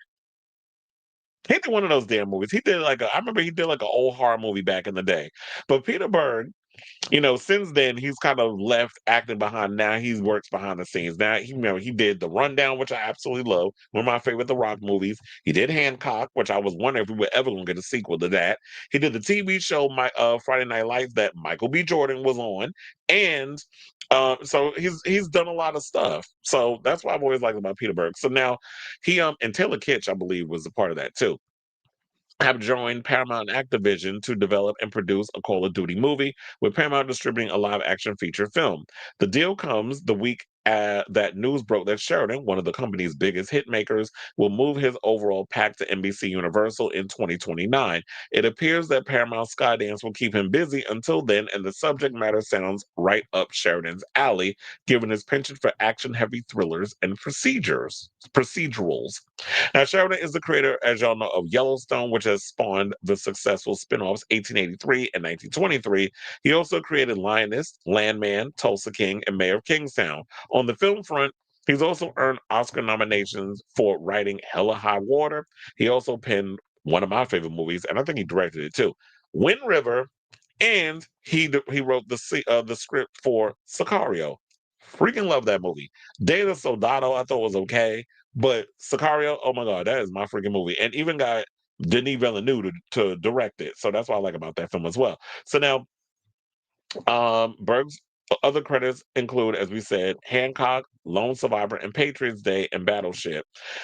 Battleship wasn't a good movie. Patriots Day, I think, was that movie with Mark Wahlberg. So if Mark Wahlberg's in it, it sucks.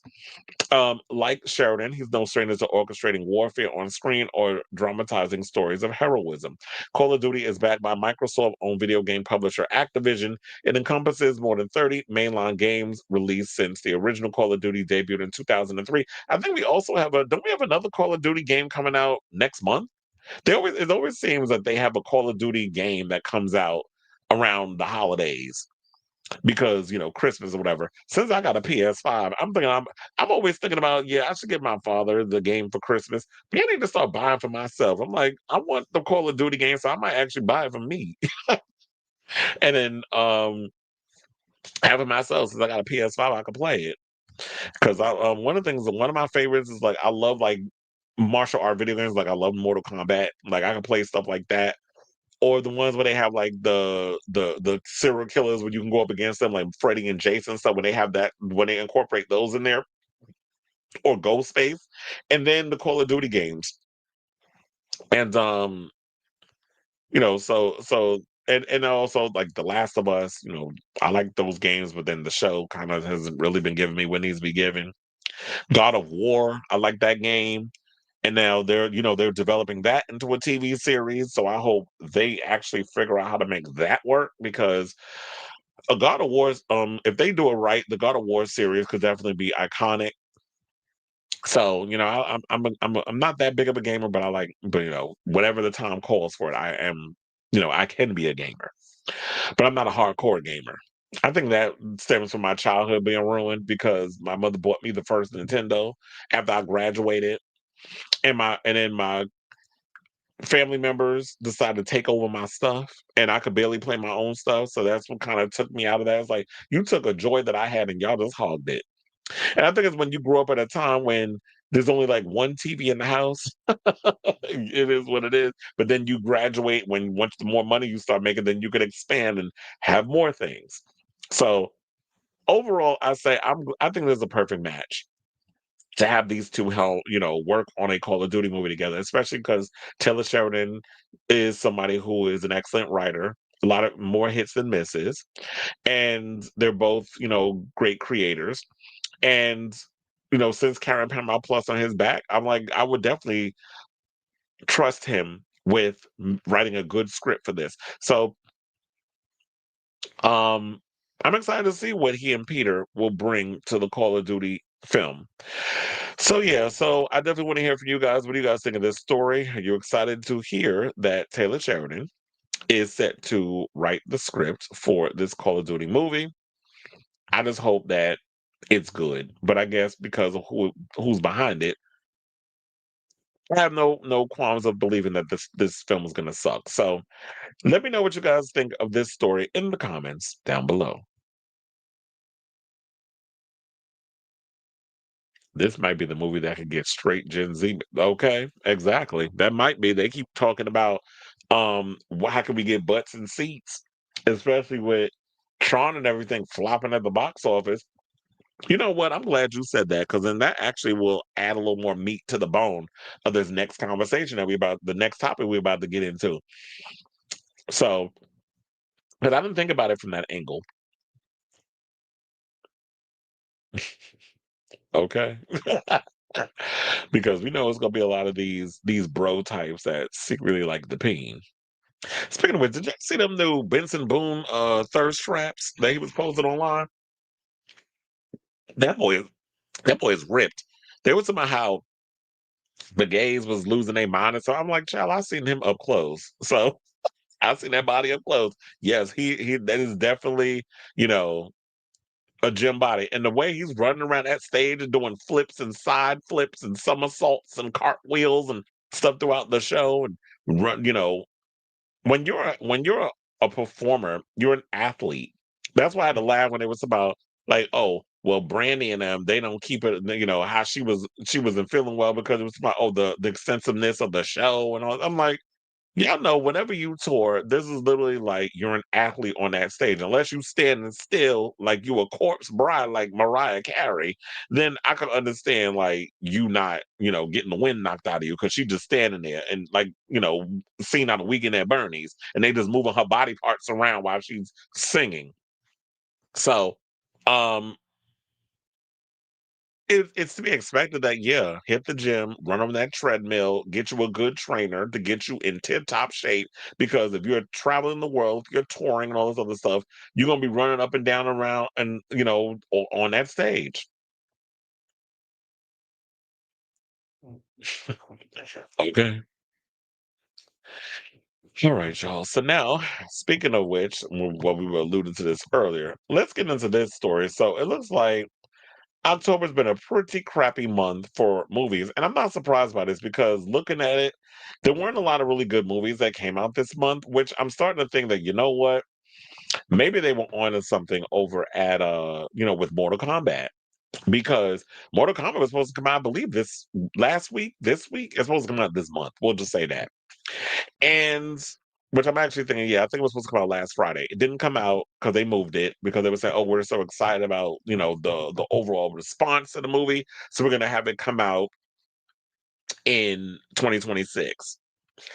And I thought it was, I was a little irritated because I'm like, y'all done hyped us all up for this movie to come out, and now, then at the last minute, y'all decide to move it. Might have been a blessing in disguise because October has been a pretty trash month when it comes to movies. So, shout out to the Hollywood Reporter for this story. So, domestic box office revenue for October 2025 is expected to come in at a roughly 425 million, the worst showing in 27 years, according to ComScore. This excludes October 2020, the heart of the COVID-19 pandemic, when revenue was a mere 55 million, powered by Christopher Nolan's Tenet. Otherwise, the last time October was this low was 1997, I should say, when combined ticket sales were 385.2 million, not adjusted for inflation. In 1998, revenue jumped to 455.6 million before crossing 600 million for the first time a year later in 1999. The new millennium brought steady gains, save for the few bumps in the road before the pandemic hit. There's probably because everybody was fearing that the world was going to come to an end. They was hyping that thing up. Oh yeah, the world's going to come to an end when the clock strikes 12 on in the year 2000. So I guess everybody was going about to die. So I might as well just spend it fornicating, watching movies, doing all the extreme stuff. So now, programming October, aside from the Halloween themed releases, was historically a chance for studios and indie distributors to take breathers following the summer blockbuster season and to prepare for the year end holidays. It's also when they begin to launch their award films. But as the calendar grew more crowded around the year end holidays, studios started relying on off peak months and began opening high profile films in October. This culminated within a record 832.8 million showing in 2018 when Sony's superhero pick Venom grossed 190 million in October alone, followed by awards contender A Star Is Born, which came in at 153.1 million, and the hit reboot of Halloween, which came in at 137.9 million. Now, what went so wrong this time? It's saying it was a perfect storm of not enough product due to the ongoing production delays, layover or leftover from the labor strikes, a horrible August, and a relatively weak September. Often carryover titles amount for a large chunk of October revenue. The harder truth to bear, many October titles simply didn't resonate with general audiences. Disney's long awaited Tron Ares is the month's top earner, but has only brought in 63.4 million domestically to date. Excluding 2020, what's the lowest showing for the top film launching in October since DreamWorks SKG's The Wallace and Gromit movie 2 decades ago in 2005. Another major miss was Dwayne Johnson's star of The Smashing Machine.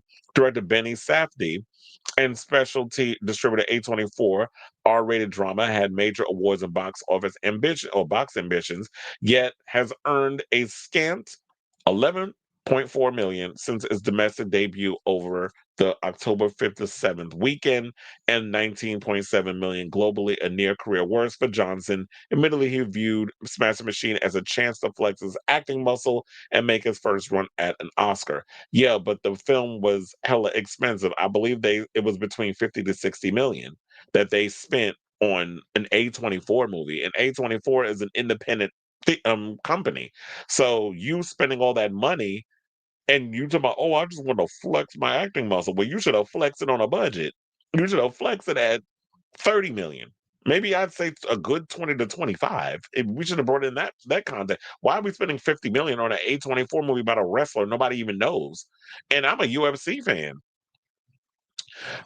So why would we make a biopic on a like somebody who is a ultimate fighter, a mixed martial artist, that many people aren't really familiar with. Even me, who was a fan of UFC, I wasn't even familiar with the character he was playing. So yeah, it's a great way to flex your acting muscle, but you're creating projects that people don't care of. And it was funny because before we even got in this topic, something was brought up where it's like, there's this Call of Duty movie coming out with Taylor Sheridan and Peter Berg. Peter Berg is directing, Taylor Sheridan's writing.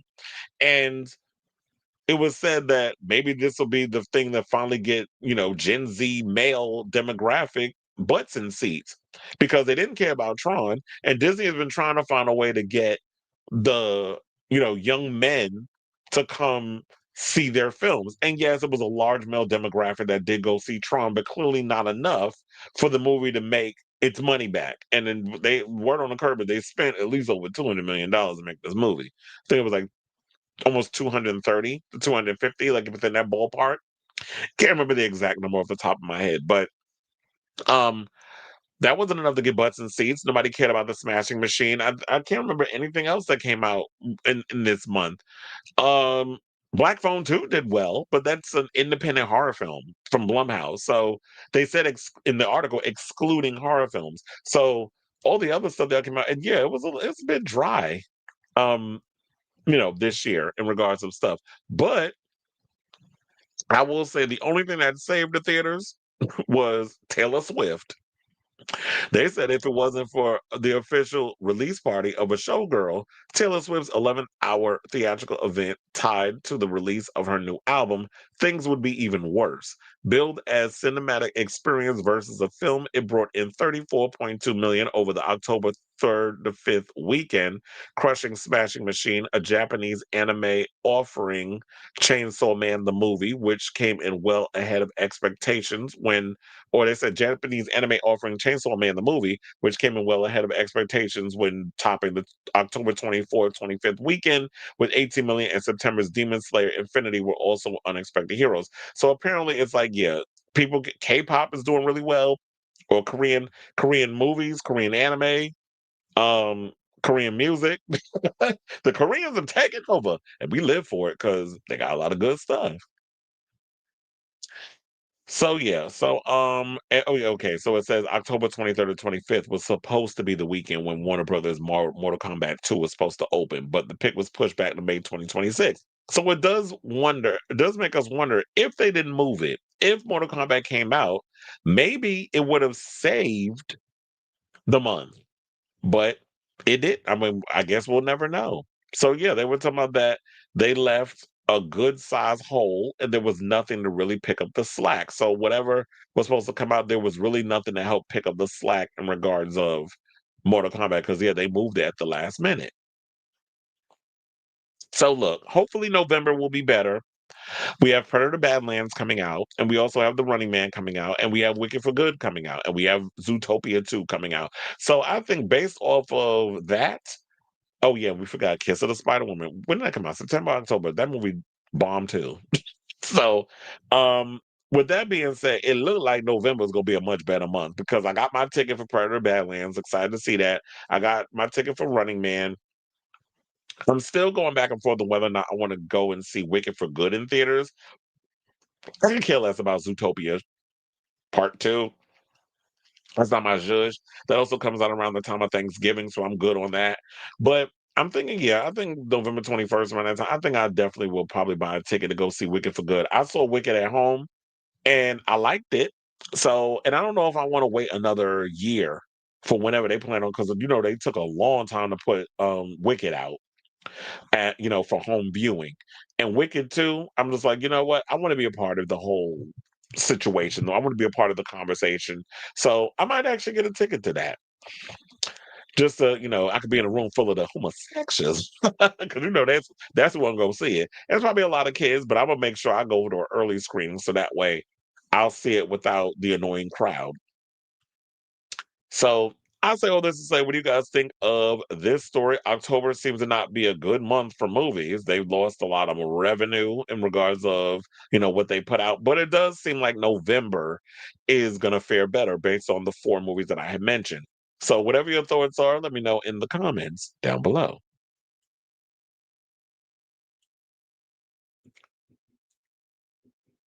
Is it Madame Tussauds or is it Mariah? Well, look, sometimes it's hard to tell. And Now You See Me, Now You Don't. Oh yeah. When is that coming out? First of all, nobody asked for a Now You See Me, Now You Don't movie. Those movies are entertaining, but I always thought they were so stupid. And then watching the trailers, I'm like, it's not really pulling me in, so I don't care. Young men are gaming and gooning. And you said Wicked brought to you by Grinder. Okay. Speaking of which, I did hear there was a story that I didn't bring it up on the channel, but there was a story about Grinder. What did it say? Grinder shareholders proposed 3.46 billion deal to take the app private and give greater control of platform. I thought about covering that story, but I was like, I don't know if I care enough.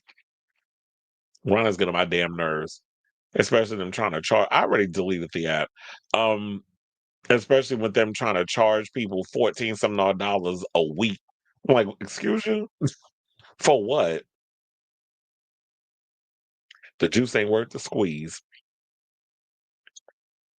All right, y'all. So, yeah, let's get into this mess. Let's talk about The View. So, Whoopi Goldberg, coon ass, couldn't wait to salivate at the mouth. She got a little too excited. I wouldn't be surprised if her bloomers started to get a little moist by this announcement. So yeah, apparently she couldn't wait to announce today that they got that old racist bitch Marjorie Taylor Greene showing up on The View next week. So they said on Thursday. Oh, they said on Thursday's episode. That's today. Duh. On Thursday's episode, co-host, and I can't stand her either. Like she's gotten even more psychotic. Sarah Haynes mentioned Greene's name as the host discussed the government shutdown. Whoopi So Goldberg said, I'm happy to say she's going to be here on Thursday. I mean, on Tuesday, which is election day. So the day that Zohran Mamdani, everybody goes out and votes for him, he becomes mayor, because he is going to become mayor, unless they try to pull some coup. Um, she's going to be on the show. I'm like, this is how we're spending um our election day. You're going to have some right wing nutbag show up on y'all show for what? So yeah, that's what she said. She said, "I don't know how many things we agree on, but I know the thing that she and and all of us at this table agree on is the shutdown should not be affecting the American people." This part is true, but what we're not going to do is just sit in here and try to whitewash who Marjorie Taylor Greene is. Oh, because all of a sudden she's going against the cult. She's doing it. Tucker Carlson's doing it, or as I like to call him, Fucker Carlson, and Candace Owens, all because they having a little flip floppy moments of I'm against, what Donald Trump is doing, where in 2 days people aren't going to be getting their SNAP benefits. That is all getting cut off. That he's throwing away food aid for people that food banks are struggling. There was a video that I saw from Sabby Sabs where she broke down the whole thing about food banks and everything being shut down. I mean, not being shut down, but that they can't afford to take care of the mass amount of people that are on public that need food and aid. And you have people on social media with their conspiracy theories about why are there 40 something million people on food stamps and why are people doing that? I'm like, federal workers, people with actual jobs, people with jobs and federal workers who, by the way, a lot of them are still going without, pay. The TSA workers, all of them ain't and still haven't gotten paid, but the governors, government people are still getting their checks. This is why I guess they don't give a shit about the government shutdown. Remember, if Trump was to get what he wants, that means he plans on cutting Medicaid, which means a lot of people's premiums are going to go up, and then people are going to lose a lot of their medical insurance. Jesus Christ, this country is just going to shit. And it's just like nobody, I feel like I'm just sounding the alarm and nobody cares. And so, well, I won't say nobody. A lot of people don't care, especially a lot of these rich people, which is why I shout out to Billie Eilish for calling out a lot of these billionaires. And we're gonna get to that story later on. But um, I just don't overall. I just don't particularly like this whole situation. So to get back into the story, they said, but then she's saying you don't know how many things we agree on. I guess you don't really pay attention to Marjorie Taylor Greene except for the bullshit talking points that they give y'all in your little cards. But Marjorie is a deplorable piece of shit. I can't believe y'all going to say, I don't know how many things we agree on. Probably nothing. She's an anti Semite. She's a racist. She said the most despicable things towards Jasmine Crockett, which of course she came up with that big, what is that bleach blonde, bad built, butch body line, because she is big backed. And shout out to Don Lemon, who basically called out Megan Kelly, said that she looks transgender. And I was like, where y'all been? Whenever I make comments about her strong jaw, what do you think I'm referring to? She looks Spanish. And I think a lot of times when these anti-trans people come up in here and say all the mess that they say, is you're mad because people mistaking you for a man. Jess He Not Hilarious, Megan Ugly Ass Kelly, and her homosexual alleged husband, and Nancy Mace long head ass. I mean, all of them, they were out here with this rhetoric. She said, these are decisions that you don't have a right to, stopping herself before almost saying a curse word on it. She always plays it up like she gonna curse. And it's like, this is coming from somebody who doesn't, 9 times out of 10, know what the hell she's talking about when she's on that damn panel. None of them do, quiet as it's kept, but Whoopi especially. And then it's as she put her hands over her mouth and smirked, her co-host laughed and told her, you caught it. She ain't catch shit. It was all an act. And they said, as Behar noted during Goldberg's announcement, Greene's appearance on the morning talk show comes on November 4th, Election Day. Greene, a Republican congresswoman who was gerrymandered, by the way, from Georgia, won't um won't be up for re-election until the 2026 midterms, which I feel like this is a grift. This is her playing up this thing to get people interested in her, so that way she can, go get up for that job again. And it's like, don't fall for it. But among Tuesday's races is that of the mayor of New York City, where The View is shot. After Democratic Socialists, Zoran Mamdani, and Democratic Socialist is a good thing. I don't care, give a good goddamn what a lot of y'all are saying. Look, Democrats, y'all get on my damn nerves because there was this old woman who's like 84 years old. I cannot remember her name. She apparently has dementia. She was scammed out of $8,000. And they're still trying to primary her to run for reelection. And I'm like, the bitch's brains is deteriorating in real time, but y'all still trying to prop her up like some not a weekend at Bernie's to run for her seat, to continue her seat. And this is all with them, a lot of them, both on both sides. But we're gonna talk about the Democrats. The Democrats, y'all are so hell bent on keeping y'all power because y'all know if y'all lose that seat, then a Republican, whatever, could be put in there. You're willing to primary somebody who's half past dead, can't remember what they coming or going, because y'all don't want to lose a seat. And you had dumbass Hakeem Jeffries sucking what little drop of water he had in that little bottle, talking about, I haven't spoken to her in a couple of days or whatever, like some dumbass excuse they gave because they were bringing it up about her reelection or whatever the case was. And he's like talking about, oh, I haven't spoken to her. Y'all know that lady is all fucked up in the head, but this is what they do. They want to maintain what they have to maintain the power, the status quo, cucking to the corporate, the donations and things. Same thing like when AOC was running for I forget the position, and then they ran an old ass man with cancer because it's his time. And that's starting to irritate me because the Democrats love running shit on it's my time, it's my time. This is my time. Remember that song from The View? I mean, not The View, The Real. It's not your time. See, the problem with y'all is y'all always think like, oh, I'm the next in line. I should be given a spot. It's not about that. This is why Zoran is where he is, because he came out with a plan. He came out with an idea. He was giving you something different than what the status quo was giving us, which is totally what The View was against. And that's why he's surging in the polls. And you look at, well, Curtis Lee runs every time there's an election and he don't win. So he don't really count. We know he's just there to be the little gnat that like buzz, like he does that, just get in your ear and irritate you. So he's that irritating gnat. So we already know about Curtis Lewa, but he's entertaining. Then we got out of touch as Mario Cuomo, who's an established corporate. I don't even know what the fuck he's running as because he can't run as a Democrat. He says he's independent, right? But there's nothing independent about what what you are. You're a status quo Democrat. Or like you and the other idiot who they put on GQ, which everybody was reading him. They ate GQ up in the comments for having our Mayor Adams in there sucking on a cohiba, looking like he just looked dumb, sitting there smoking a damn cigar while he's being interviewed. I'm like, you look dumb. But this is allegedly, apparently, what he does. He sits in the backs of, clubs or whatever, and doing hookah and smoking cigars instead of and acting like he a black mob boss. He think like he the mayor. What was it? The Godfather of Harlem. Thinking he the Godfather of Harlem. That popped in my head. Shout out to Forrest Whitaker. Acting like he the Godfather of Harlem. While he supposed to be doing mayoral things, which he hasn't done his whole term. So I'm glad his ass is out. Cuomo ain't winning.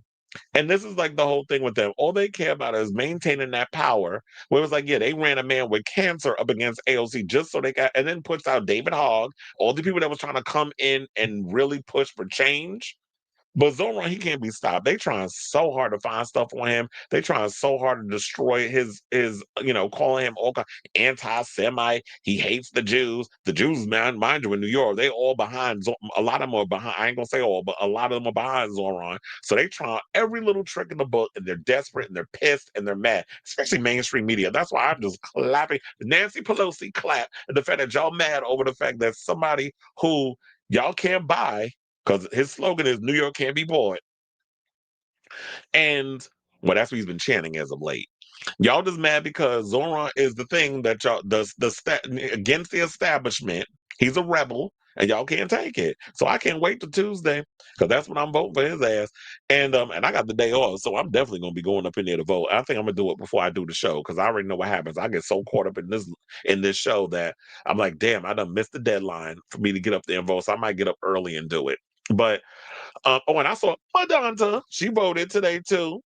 Um, she better have voted for Zoran. Because, ma'am, you can't be well, she lived here for over 30 years, 40 years. So she is a straight up New Yorker. We gave you you got the keys to the kingdom. You are a established New Yorker because you've been here a minute. You've been here for decades. Like you left Michigan to come to New York to make something of yourself. So you get the points. But if you went and voted for an established Democrat, then your keys about to be revoked. Now, hold on. So I might actually like her for this part. They say after Democratic Socialist Zoran Mamdani earned the Democratic Party nomination earlier this year, Greene surprisingly praised his campaign while criticizing his policies, saying he spoke directly to the people. Yes, he's speaking directly to the people, and yes, his policies, I don't know why people have a problem with it. So I partially like her for praising the campaign. Look, it's even gotten to a point where I saw a MAGA guy wearing a red hat saying MAGA for Mamdani. Now, this is where it gets a little whatever. We could be of two minds. Now, there's some MAGA out there that are just straight up into the drinking in the cult, sucking up every drop of the Trump Kool-Aid, likes to hide behind it because he gives them permission to be bigots, racist, full-on ICE supporters, all the stuff. We don't like y'all. We like the ones that initially believed that why they got with Trump because he was against the establishment. Mind you, he was a full on, he is not anti-establishment. He is the establishment. Someone was born with a silver spoon in his mouth, was in real estate, wants to hobnob with the elites and the rich, and now y'all see he's giving the rich people whatever they want while the rest of us try to find scraps and survive. So now they learning the hard way of the type of asshole he truly is. But if we get some of the MAGAs to come on and be like, you know what, I like what he's about. He wants Medicare for all. He has a lot of, he wants um people to be able to have affordable housing. He wants people to be able to go to school and have a good education and things of that nature, which is we're falling behind in the education part. I saw that Roland Martin was interviewing him. He did like a 30-minute interview and he was telling something about the gifted and talented schools. I said, wait a minute, now I got to start paying attention because I was a kid that went to a gifted and talented school. That's where I learned how to play classic piano. That's where I learned all that stuff. So I went to a gifted and talented school. Shout out to PS327 in Brooklyn. So I went to a gifted and talented school, got to learn all the things that I went, and I don't like the whole like segregation of you put things because in school I use for example if you were in they had GT, so it was like one GT, two GT, three GT, four GT, five GT. So it went up to the fifth grade. So it always started the GT was the top class. Then it was so we'll do first grade. So it was one GT, then it was one what was it? Then it would go by in numbers. So it'd be 1 1, 2 1, 3 1, 4 1, 5 1. If you were in 5 1, you were slow. No shade, but you were at the bottom of the barrel. You were the slow kid. But so there was levels into what to the school. And my mother, we knew the principal. We knew Rose English, may she rest in peace, and Miss Mitchell, who was the vice principal. And now they named the school after her. So that was good to be a part of that legacy. But nevertheless, I know I went on this whole different tangent, but I felt like this was way a lot of the stuff I was bringing was way more interesting than the fact that Marjorie Taylor tight ass Greene being on some damn The View. So yes, so she was elected in 2020, and she's been known mostly for her offensive remarks about several racial and religious groups. And consistently backing Donald Trump. So this is who you want to have on the show, and then Whoopi's up there. Well, I don't know if we agree on anything. I'm like, what are you talking about? Do you even know anything about her? Or a lot of you rich people so in your bubble that y'all not really paying attention that the world is on fucking fire. So it just boggles my mind that propaganda filled the View, of all people, would have this lying, racist, anti-Semitic grifter on their show. So all of a sudden now, like I feel that because she's against Trump, which I'll say for now, because a lot of them like to flip flop more so than the ones they wear in between their damn toes. So it's just like, no, I'm not buying the whole, oh, I'm anti-Trump. You are today. But then tomorrow you'll say something completely different. So I don't trust this bitch as far as I can throw her. And for the View, thinking ratings, controversial, ooh. It's like y'all don't realize the danger of having these psychotic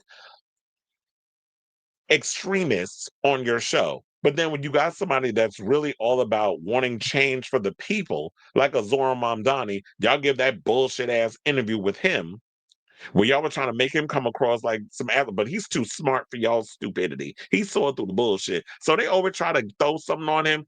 He's real good with the slickerization of it all. But then Cuomo comes on the show, a damn woman abuser, and sexual harasser, and nobody likes quiet as is kept in New York. Nobody liked him when he was in politics. Um, Now all of a sudden you want to give him a softball interview and kiss his ass? Please. That's why I thought, look, I'll tell you, I only watched one episode of this season of The View.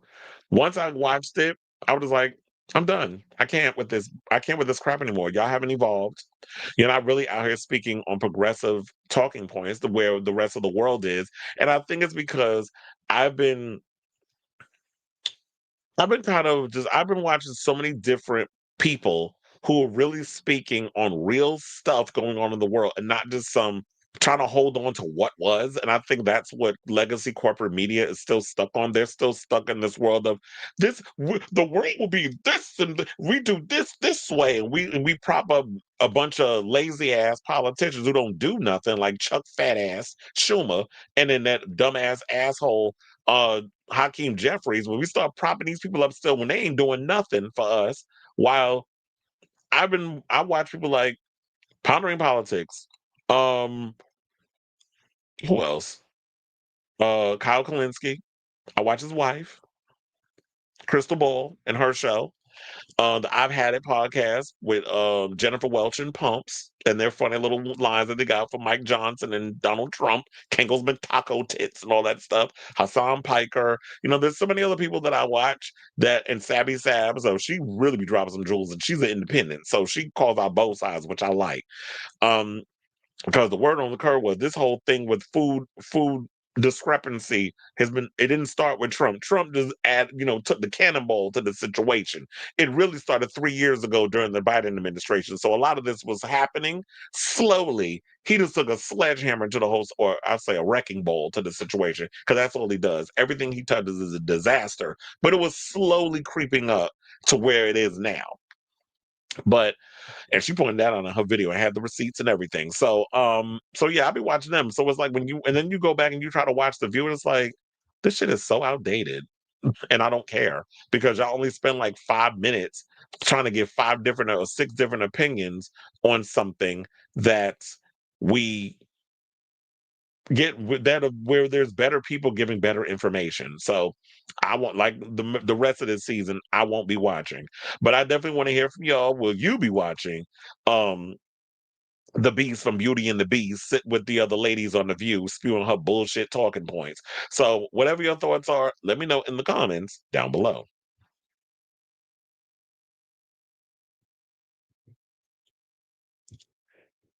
All right, so now, let's see what the people are saying.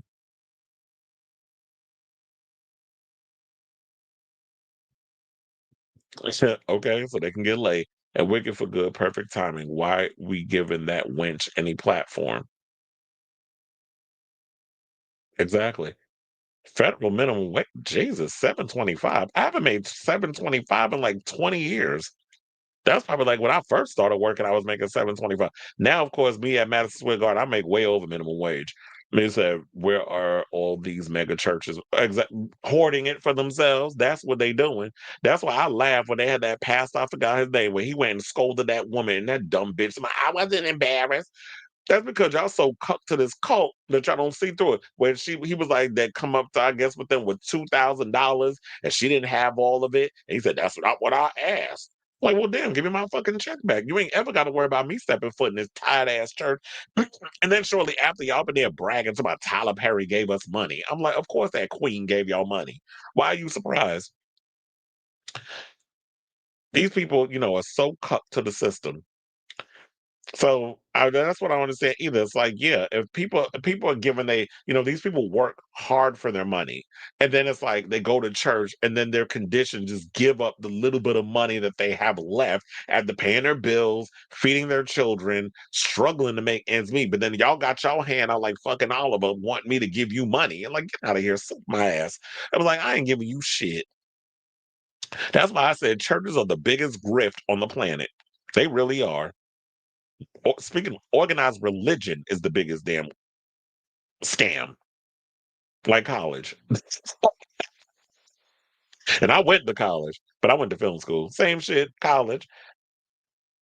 You missed a lot. And you said she was part of the small group from who blocked Joe Biden. Okay, she's basically what's his name? The one that keep falling, that old bastard. She's like him with a wig on, or with like a bad bleach job. Mitch McConnell. She's like Mitch McConnell with a bad bleach job.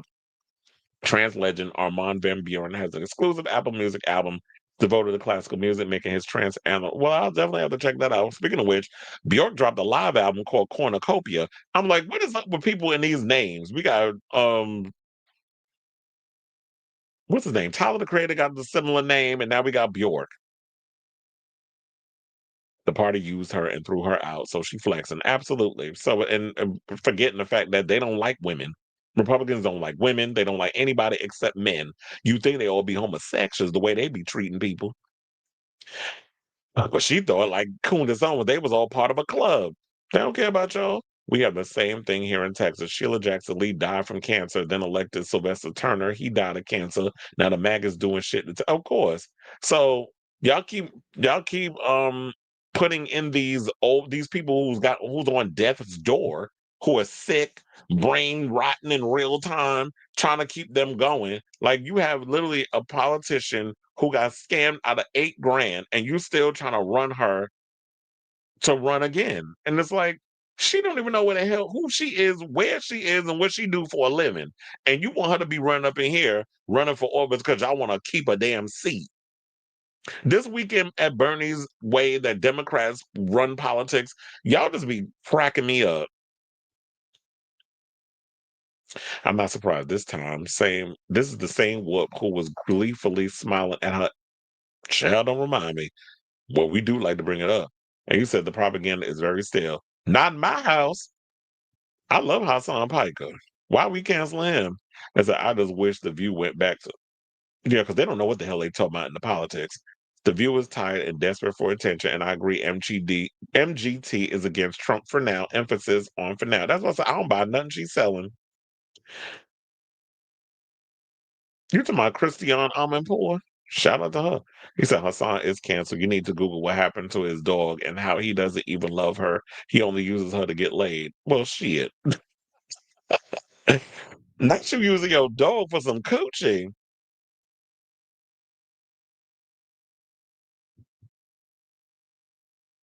You said check Hassan's Sundan argument. What's Sundan? Are we talking about Sundan or are we talking about the way J.D. Vance used the Hassan dog controversy to say he's not human while the right is taking away food and exploiting both? And him arguing down his damn Indian wife. Um, Miss Thing, you don't get to speak on somebody with about their dog. Well, you have yet to admit you like dick. And I ain't even gonna say alleged, because we know you was getting your back blown out by Peter Thiel. Where that old greasy queen at? That I ain't never seen nobody face so oily. Anyway, speaking of the view, let's talk about Rosie O'Donnell. So Rosie O, it come to find out that her daughter Chelsea is going through it again because the judge putting her ass in jail. I gagged when I saw this story. So yeah, let's get into her as I minimize the photo. So yeah, on Wednesday, October 22nd. Damn, why are we finding this out now? And it's the 30th. Court records, I should say, show a Wisconsin judge made the decision to lock her up for a 2024 drug case. She violated her parole, by the way. Um, and they said probation. They said parole in one sentence, and now they're saying probation in another. Same shit, different toilet. Now, an official from the treatment drug court said Chelsea was in violation due to SA allegations. Who she assaulted? The paperwork did not provide any further details. Further, the official said Chelsea has not shown significant progress in the treatment drug program. The facts surrounding this request have been staffed with the Marinette County Treatment Drug Court team and have been deemed sufficient grounds to warrant termination from the Marinette County Treatment Drug Court program. So she was supposed to get treatment and she ain't even following the damn treatment. I get that doing drugs is an addiction, but there's got to be a way that you actually have to show up and put in the effort. People can't force you to do what you don't want to do. So I guess at this point, jail's an option. Well, not an option. It's something that is needed because they try to rehab, they try to program, they try everything, and you're not complying. Then okay, maybe we need to lock your ass up. Now, further, the official said Chelsea has not shown significant signs. Us reached out to Wisconsin Department of Corrections to determine where Chelsea was being housed, but we were referred to the Marinette County Sheriff's Office. On October 27th, an officer of the Marinette County Sheriff's Office confirmed to us, that'd be us weekly, that Chelsea had been in custody since September 9th and has been sentenced. So, Chad, you've been in there since my cousin's birthday, since September 9th? That's almost 2 months. The officer told Us Weekly that Chelsea will be transferred to the Taycheedah Correctional Institution, a medium security prison in Wisconsin, and will serve her sentence at the facility or will be moved to another prison to serve her sentence. The official could not be confirmed Chelsea's sentence. Now, when contacted for comment, Rosie told us, I have compassion for those struggling with addiction. Chelsea was born into addiction and it has been a painful journey for her and her children. We continue to love and support her through these horrible times. Prayers welcomed. Well, hold on, because I want to actually pull up her Instagram. This is Rosie's Instagram, where she basically, wait, hold on. Why did I close that when that was exactly what I need to go into? Um, no, that ain't it. Okay, I got it. So yeah, she posted this picture of her as a kid. She said, "My child Chelsea Bell, before addiction took over her life. I loved her then. I love her now. As she faces a scary future, prayers welcome." And this is, I guess, maybe she put this out because while they said that they dug and they found out she'd been in custody since September 9th, Rosie must have heard some things and decided to post this on social media, which probably sounded the alarm from the Us Weeklies and all the other, blogs that decided to dig into this story. So yeah, so she was sentenced to 6 years probation in January of 2025 after three back-to-back arrests. Chelsea was arrested on September 10th on charges of drug possession and child neglect. She was arrested again on October 11th over drugs, and then a third time on November 18th on drugs. So she not learning her damn lesson. Might as well lock her ass up. And remember when the cops went and found her and where that place she was staying at, the baby was covered in feces. There was like the house stunk. There was like rotten food and things in the fridge. They were hiding Cooter Brown. She was all drugged up, and her boyfriend. And I think this is all from a DV dispute that had went down, and police ended up showing up. Hence why all of this stuff started to unravel. And they said the sentence came after Chelsea reached a plea deal with prosecutors that covered all three arrests. Now, per the deal, Chelsea pleaded guilty to certain charges, and other charges were dropped. In court, the court sentenced Chelsea to 18 months in prison, but the sentence was stayed, meaning she would only have to serve probation as long as she did not get into trouble for the 6 years on probation, which clearly was hard for her to not do because hence here we are.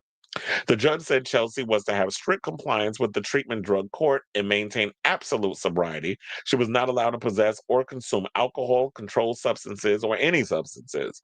Now, Chelsea had issues staying out of trouble in the months leading up to her being sentenced for prison time.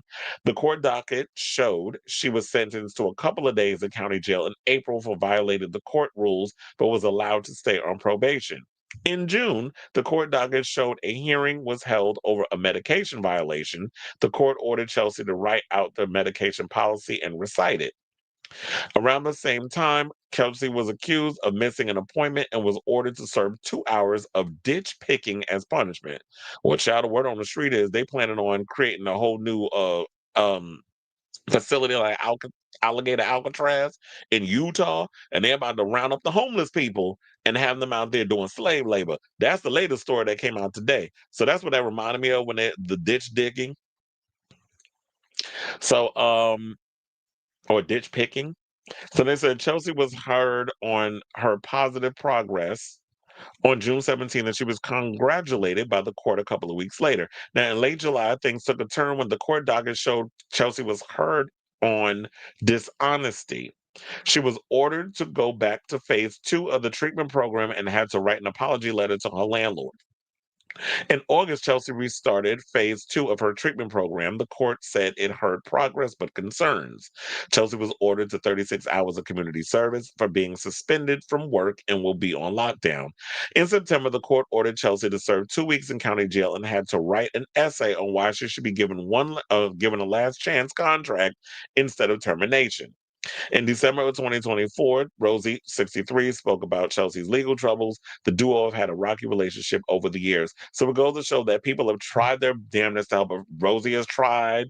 Even though people try to blame it, well, why don't you be there for your daughter? I read all the shit to you. So clearly, they've been trying everything they can with this girl, but clearly she is troubled. She's a hot mess. You can only lead a horse to the water, but you can't make him drink.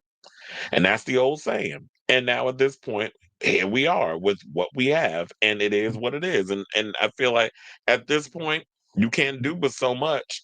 But um just she's got to learn the hard way. Okay, we've been trying everything in the book. It's not working. So I guess prison is just what we got to do at this point. So reading the comments, there were some people in the comments. Billy Porter says sending all the love and peace. That's possible.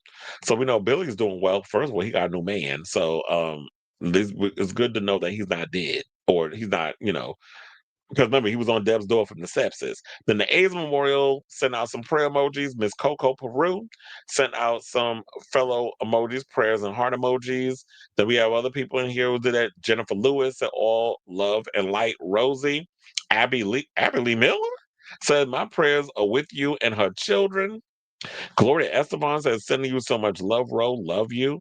Joe Frost. Oh, we love Joe Frost. Super Nanny. Love always, darling. With heart emojis. Then we have someone who said, I lost my brother to addiction when he was only 19. Unless you lived it, you never understand the absolute hell it put your family through. And the hardest part to explain is that his death wasn't even the worst part, although it was the saddest. It was the years of violence, arrests, unsuccessful therapy sessions, rehab stays, thefts, and watching my mother turn into a shell of her former self while trying everything to save her son. My heart and prayers go out to not only Chelsea, but your entire family.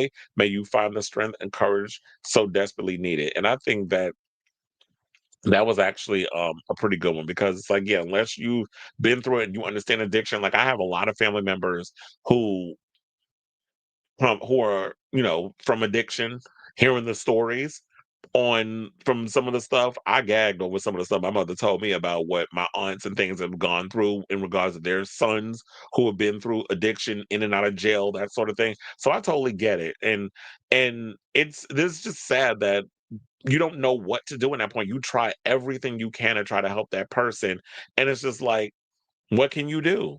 Except they have to be able to get themselves to a place where they want to get clean. They want to do better. They want to fight their addiction. Because you could try using all the resources in the world, but if they're not ready to take that step, there's nothing you could do except just hope for the best and try not to expect the worst, but you know the worst is going to come. So I say this to say, yeah, prayers up for Rosie O'Donnell. I hope that Chelsea gets it together. Hopefully, I mean, I'm hoping that the prison time will get her to get herself clean, but who knows? I hope it doesn't end up at a place where we end up hearing Chelsea O'Donnell dead at whatever age she's at because she hasn't yet to hit her rock bottom, and all her kids have pretty much been taken away from her.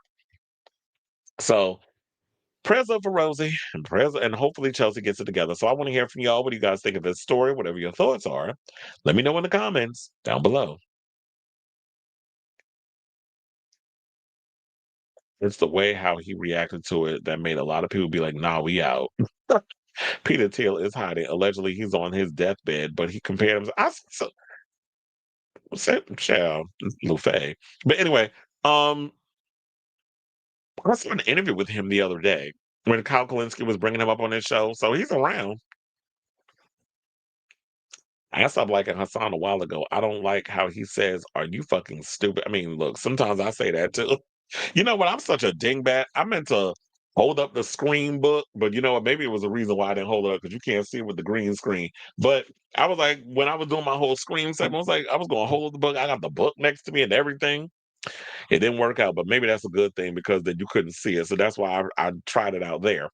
Well, you said every time somebody asks a simple question that someone who didn't major in political science doesn't know. Well, yeah, sometimes I always feel like that a lot of people don't know how to talk to other people, that they feel like if you're not on their level of intelligence, then, excuse me, that you're an idiot or they can't be bothered. And, once upon a time, I used to be like that too. But then as you get older, you start to understand that. And I had to be constantly reminded of this. Not everybody thinks the way you do. Not everybody is on the same level that you are. So take a moment, listen to what people try to say. And I always try to take this road of I explain things to people in a way that they get it, like in easier terms, where it's like, oh, I didn't go to Harvard. So neither did I, but I don't think you need to have to go to a big elite school to be able to have a sense of intelligence. And one thing I've always noticed is that they always try. There's certain people, and I would get clowned for this, for how smart you are. Hence, why they had that situation with Mark Lamont Hill, who's an intellect, going up against that dingbat that was on the Joe Budden podcast. And even after that situation happened, how they was making fun of him, oh, because he's smart. I'm like, oh, because he's smart, that y'all want to try to clown him. And that's always been a prominent thing, particularly in the Black community, where y'all want to clown people who's smart. Or if you speak in a way that's not stereotypical, then oh, you're gay or you trying to be white. I would hear those things too. Even though my grandfather was German, but still, great great grandfather. Because we smart people have to dumb ourselves down. I get too much headaches.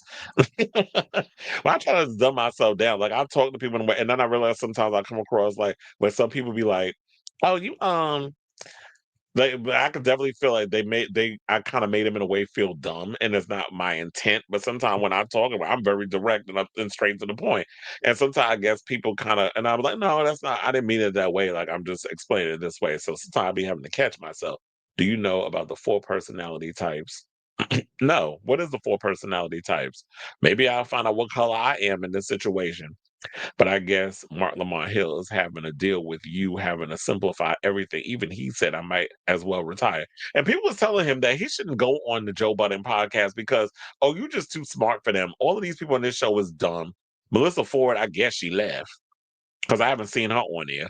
And I just be thinking, like, yeah, a lot of y'all sound dumb as hell on this show. And we got to stop encouraging stupidity and making that a thing on podcasts. So just because you could talk, no, that doesn't mean you need a podcast. So and you said, but he shouldn't retire. But people say he shouldn't be on the show. And I'm like, no, go on there, challenge their ass on stuff. Why I gotta stop being me because you too stupid to be able to come to me on my level? Analytic, diplomatic, precise, questioning, conventional. Well, I think I always question stuff. I analyze the hell out of everything. That might be because I'm a Virgo. You know what? I might be all them damn colors because I can be diplomatic at times. I can be conventional at times. I can be precise at times. I can be. I question every damn thing, which used to irritate people, even my mother. But I was like, look, that's the way I'm built. I question shit. I don't just be letting stuff go idly by because I don't want to offend or get people annoyed. I be asking questions. Exactly. The street smart versus book smart war is so exhausting. I'm constantly reading and researching. I never went to college, but I love research. And look, save you some money by not going to college. But it was this guy I was watching. Matt Cullen did an interview with this rich real estate dude that opened up a bunch of gay clubs in Chicago and a bunch of other places. And he's like, he don't make money a lot of money from the clubs or whatever. He makes his money in real estate, but he wanted to save a lot of our safe spaces. That's why he created these clubs. I think he's creating an Eagle in Chicago or something. But he said one of the things he said is about college. He was just like, unless you becoming a doctor and a lawyer, fuck college. Because yeah, you need college to be a doctor and a lawyer. You spend years doing that. But it's like a lot of times people get majors. It's like, okay, so I want you go to college for what, bragging rights? And then you got the degree, and then it's like, but can you use that degree towards anything that's palatable in the workforce? Virgos tend to be more street smart, and Geminis tend to be more books. Well, that is true. Um, I am very much street smart, and I got that from my mother. The book smart I got from my father. So I'm a hybrid of both. It's like, yeah, I was in school learning shit, but of course I had to know how the streets was because when you were in the 80s and 90s living in Brooklyn, in Brownsville, Brooklyn, you coming home from school by yourself. It's like you had to be street smart out here. And I didn't live far. Like we lived when I was in I was I, well, I- yeah, when I was growing up, I lived in the projects. So we lived in Marcus Garvey projects. My school was like maybe 5, 6 blocks away from where I lived. And like everybody in the neighborhood went to the same school. So everybody knew everybody. And around that time, a lot of the people in the hood, they watched out for a lot of us kids. And that's why I told y'all, like a lot of kids, a lot of the guys on the streets, whenever I would do, like they knew all the other kids. Like kids, there would be certain kids that would act or whatever. They ain't said shit, but I got in trouble. Oh, they snitched on me. And I used to get beatings. And I think it's because my mother used to be like, they used to smell her chicken. And then it was one guy, man, he recipe staff. She used to throw chicken out the window. Yeah, it was like ratchet back in the day. Throw fried chicken out. He would smell that chicken. She would throw it down. He would get it.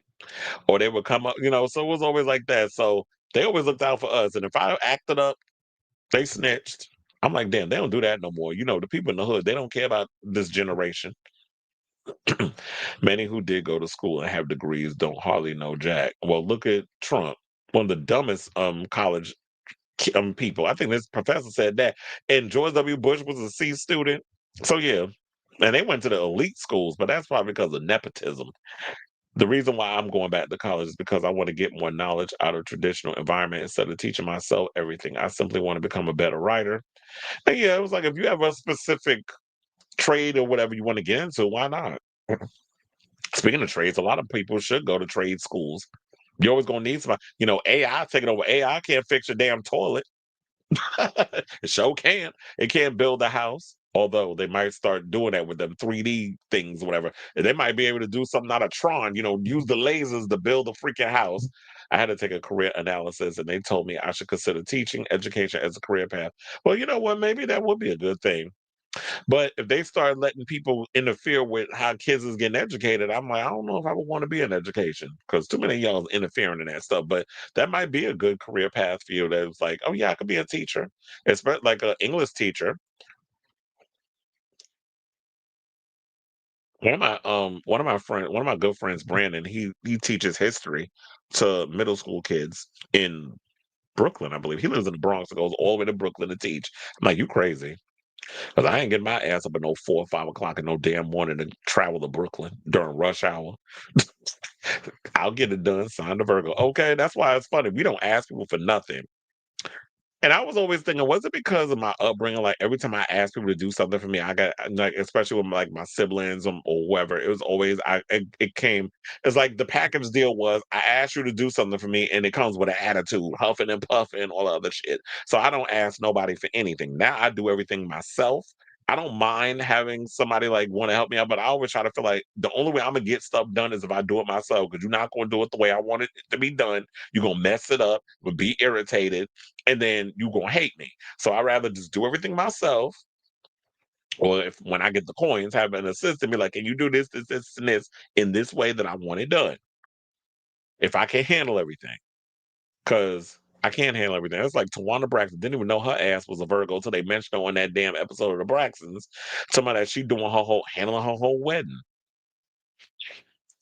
You know these young folks are gonna use AI on papers and work to fake a look, they already said that there's people out here using AI or chat GPT to do their homework and all this other stuff and doing tests, and they've been flagging them.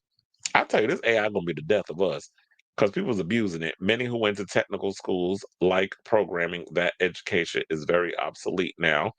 Said, don't know if you heard about this, but trade school is actually becoming more popular with Gen Z high school graduates than a university. You know what? That's probably well, it's probably because a lot of those small towns, trade schools is definitely something. You know, a trade is definitely something they need because it's like when you're doing plumbing or construction type stuff, they need people to do that, and that's where the money resides. So why not? Instead of going to some college, why Gen Zers are picking trade schools over college? I'm too artistic and creative to work trade. Well, that was one of my feelings too. Is like I'm not somebody that wants to sit up there and start, unclogging people's toilets and draining people's pipes in their kitchen. Like that's not something I want to do. I mean, I have helped my father out with like when he wanted to build a deck in their backyard. I went and I helped him build that, put up a fence, do all that stuff. So I could be very this old house when I need to. Or what was that place? Tool time with oh my God, what was that guy name from Home Improvement? It was like, I could be very much Tim Allen or Tim Taylor. I can be constructive when I need to be, but I'm an artistic type of person. I'm an art kid. I'm an art nerd. Yes, I remember 30 years ago, men were doctors, dentists, nurses. Now majority females because of homophobia. Well, no, I still know some gay nurses. All the shout out to the Filipinos. I've told you that I was in nursing school in my senior year of high school, but then I dropped out of it. There's no record of me being enrolled either. What you do? Sneak in or something? How'd you finagle your way out of that? Or maybe what nursing wasn't for you? Because it's like I ain't wiping nobody ass. I'm not getting nobody a pan to put up under them, whatever. Like even when there was a situation when my mother was in the hospital because it was like she was having there was a heart situation with her heart, which she told me today that she went to the doctor and she got good news regarding her liver. So that's good. But and she was keeping me up on her medical stuff. Um When I remember when I went to the hospital and being up in there, it's just so like chilly. Like not and I'm not in the go. I just don't it just feels so dark and somber in the hospital. And if you're in a room with somebody and we dealing with this lady who's whining on the other side, so I'm can't move. I can't do it. I'm like, oh God, look this bitch shut the fuck up. Like I get like that. Like I could not be a nurse because then I'd be just irritated with some of them patients. Where it's like you got to be a therapist and everything to them. It ain't just doing nurse stuff. The people are annoying too. And you got to deal with so many different personalities. So I didn't want to deal with that. I was like, I could not be a nurse. My sister actually is going back to school to be a nurse. I think she's done at the end of the year, and then she's going into that because she works in a school. But now she's trying to move on to doing. She wants to get back into nursing because that's what she was in before, and now she's going back into it. So I'm like, okay, if that's what you want to do, be my guest. I like working live entertainment. That's always been my bag, or anything to do with the arts and entertainment and the entertainment industry. I was really close with my nursing instructor, and I guess she pulled some strings when I was applying for college. I didn't have to mention it, so I guess, well, yeah, but yeah, and it's always all about who you know. So if people see a potential in you, they're like, okay, I'll get you in. Now, speaking of Well, she never tried to be a nurse. She wants to be a lawyer, but no, she's too stupid to be one. Let's talk about this airhead, Kim Kardashian. So apparently, this donkey running around talking about that um there was no moon landing from Buzz Aldrin based off of some deep dive that she went into. She must have deep dived as much as she deep dives on dick because I'm like, I don't believe you that you actually did a deep dive on this conspiracy because, ma'am, I just felt like I lost brain cells when I read this article earlier today. So let's get into it. So Kim Kardashian insists the 1969 moon landing didn't actually happen and was entirely faked. Excuse me. Now, on the latest episode of that scripted ass show, The Kardashians, the reality star gave her hot take on the historical moment during the latest episode. The topic came up during a conversation between Kardashian and her All's Fair co-star Sarah Paulson while on the set of their forthcoming legal drama. Because she has that show coming out. I think I even saw her, Niecy Nash, Betts, and Sarah Paulson, if I'm not mistaken. They were all on The View. I didn't watch it, but I saw like the thumbnail, and then they were, when I was scrolling through YouTube, they actually showed them on there. They just did I think it was yesterday. They actually was on there promoting because All's Fair, I believe, comes out next week on Hulu if y'all care. But anyway, so she's, I guess, now because the new season of Kardashian started, she's showing a lot of behind the scenes stuff and her interacting with the actors that are on there because this is a part of her current thing. She said, I'm sending you so far a million articles with both Buzz Aldrin and the other one, she told the actress in between takes, referring to astronaut Neil Armstrong. Yes, do it, Paulson encouraged, prompting Kardashian to give an example of the information she was sending her.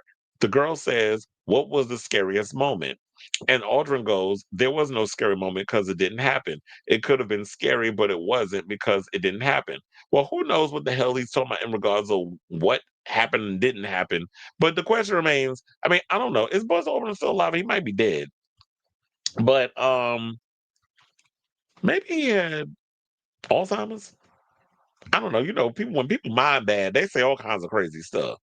Now, she also claimed that because Aldrin, who's 95, has gotten old, he now slips up with comments that reveal the alleged truth. So I think it didn't happen. Okay. Now, while it's unclear what Paulson 50 actually believes, she promised her co-star she would be going on a massive deep dive of her theory. She probably was like, "Okay, girl, I'll go down this path with you because I get it. Storyline, I'm an actress.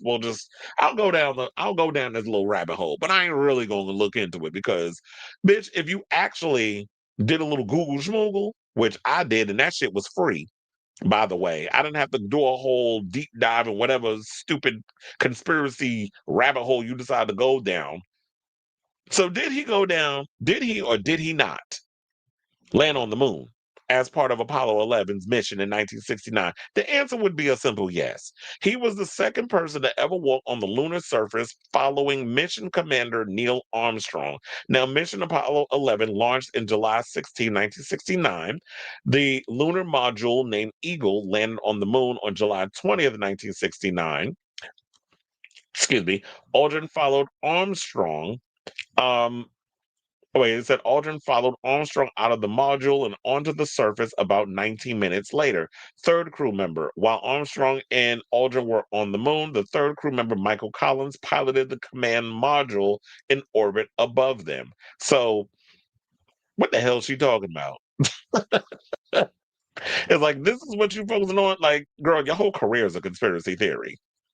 How about that?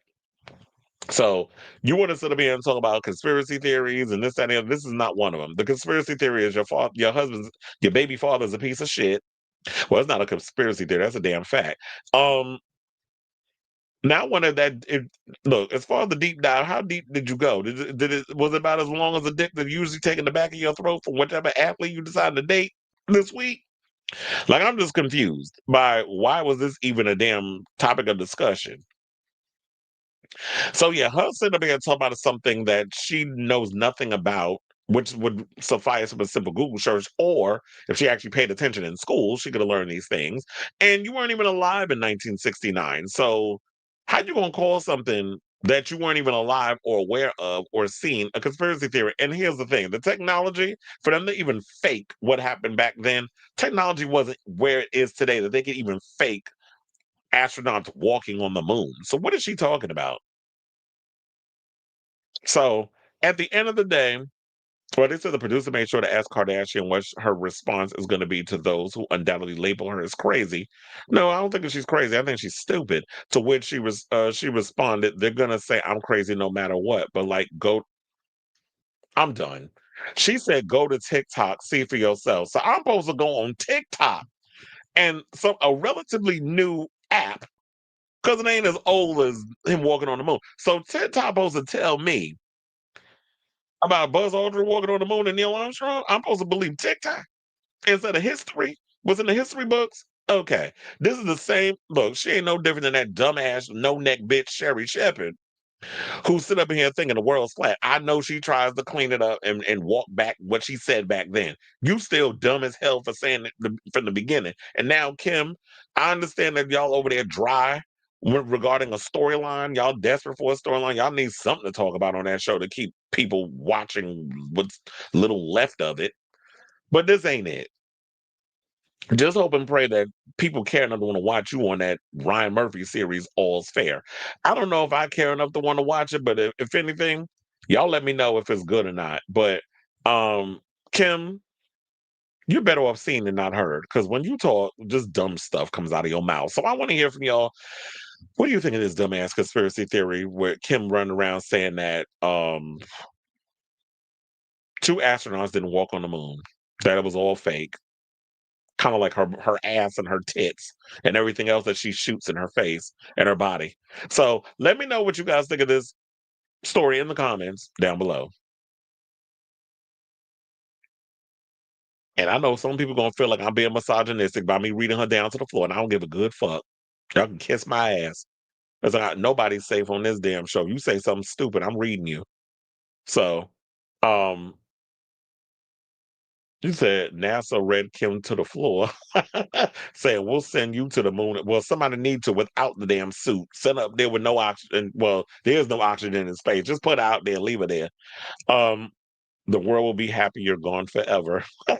Guys, Kim Kardashian said it didn't happen, so I guess it didn't happen. Again, Kim, the expert Kardashian, said it didn't happen. Okay, not, and we'll leave you there. And that's how you clear, bitch. Okay.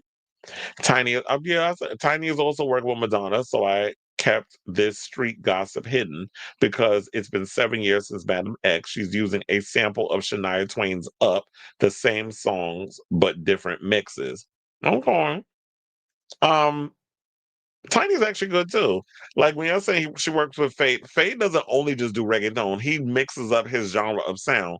Tiny is somebody who also does different genres, but he doesn't just specifically do reggaeton. I think because they're Latin men, the type of genre they do, people think that that's mutually the exclusive sound that they do. Tiny produced Raul Alejandro Saturno. That album sonically sounds like something completely different from reggaeton music. Is literally like using a lot of electronic dance music elements in that album. So it just so happens he sings in Spanish, but the album sounds nothing like a reggaeton album. So I'm not that when people sit up here getting all upset, and I've seen people online talking about why she's doing Latin music or why she jumping on the bed. Like, I was like, what? Madonna's always since La Isla Bonita, she's been doing Latin. She's been using Latin influences in her music. Then, of course, if you listen to Madam X, she was dabbling a lot of Portuguese fado music. Like it was just so many different genres of what she was playing into. So I don't know why people think like, okay, she's working with certain artists, kind of bringing that sound into what she's doing with Stuart Price and making it work. Wait, are you saying that she's doing two albums? One disc is going to be dance slash house. Are you saying she's giving us a double record? Can you imagine? Only moon she needs to worry about is the one back there. Keep it crater free for your skims life. Or remember what what's the name? To the moon, Alice. That's what you need to say about that dumb broad. Second disc, Latin trap fado music. Third disc is experimental dance and trance versions. It's rumored this is being done to make the 17 studio albums Warner asked for in the reissue. So she's literally going to be dropping three different albums. Bitch, are we about to be fed a lot of Madonna music? I'm gagging. I mean, that'd be something interesting to do. But uh, have we moved beyond the tradition of albums don't make money unless you only have twelve songs on it? Because I think we moved beyond that. And look, if Chris Brown could give us an album of 45 tracks, Madonna could do the same thing. I know she tried to do that with Madam X. I mean, not Madam X. She tried to do that with Rebel Heart, but the Rebel Heart album, the leaks, the rollout, everything was a mess with that. So if this is true that we're getting a disc of just dance house music, and then another one with Latin trap, and then that Portuguese fado music, and then the third disc is like experimental dance and trance versions of. So basically, like, does that mean the experimental dance and trance is that remix versions of the two disc record? If that's the case, I'm here for it. And if Madonna doesn't, I mean, I'm look, the hardcore fans will buy it. I'll even buy a physical copy. But then I'm gonna sound like a hypocrite if I said she put out 45 different variants of the album. I'll buy it. I'll be like, well, you was over here making fun of Taylor Swift but doing the same thing. Now because Madonna releases it, now you gonna change it. I already hear it. I hear y'all saying it. I'm gonna beat you to it. So all right now. Child, now speaking of Madonna, let's get into her bestie. Let's talk about Lady Gaga. So there's this Substack that came out. Child, I gagged when I read this. Called by the name of Grammy Boss that revealed this article that Lady Gaga is out here trying to pull stunts and shows for this Mayhem album to sop up a bunch of damn Grammys. So they're saying Miss Mama's out here trying to be slick with the situation. I was like, wait, where's the photo I had? Oh, I got it. Because we got to have pictures and stuff with our videos. So let's read what the article says. So, judging from the press, one would think Lady Gaga is still the most relevant pop star on the scene. Child, the way I'm reading this, you would think Pause Down Little Monsters wrote this, but they didn't. Even more so than Taylor Swift. Everywhere you go in Los Angeles, there are Mayhem Album of the Year posters. Oh, I didn't know that, but they said it in LA. They telling us the tea. Despite the album not producing one top 10 solo single, Die With a Smile, which is carried by Bruno Mars, thank you for saying this, was never intended for the album until the first single, Disease, flopped. How many times did I tell y'all that? And that was me speculating before the whole album and everything came out. I said, Die With a Smile does not feel like it fits on the album, especially when you're talking about doing this whole dark pop sound or whatever. It felt like it was misplaced. But because Die With a Smile became the surprise hit, then all of a sudden they changed their tune and decided that let's add it to the record. So I was like, don't piss on my leg and tell me it's raining. I know how marketing works. So and then they had something in here. It was some Hotel Cipriani. What was that? I can't even make out. Oh, it was on Instagram. Well, it came out a week ago. It said, Gaga, I want to see you, but I don't find any ticket from you. Please help me. I'm from Italy. I'm 15 years old. Please, I need to see you. Wait, what is this psychotic mess? And Lady Gaga posted this Hotel Cipriani, the VFF Itinerario per Madam Lady Gaga. And they said Warner Brothers welcome dinner, September what was it? And then Wednesday the 4th, world premiere and press conference.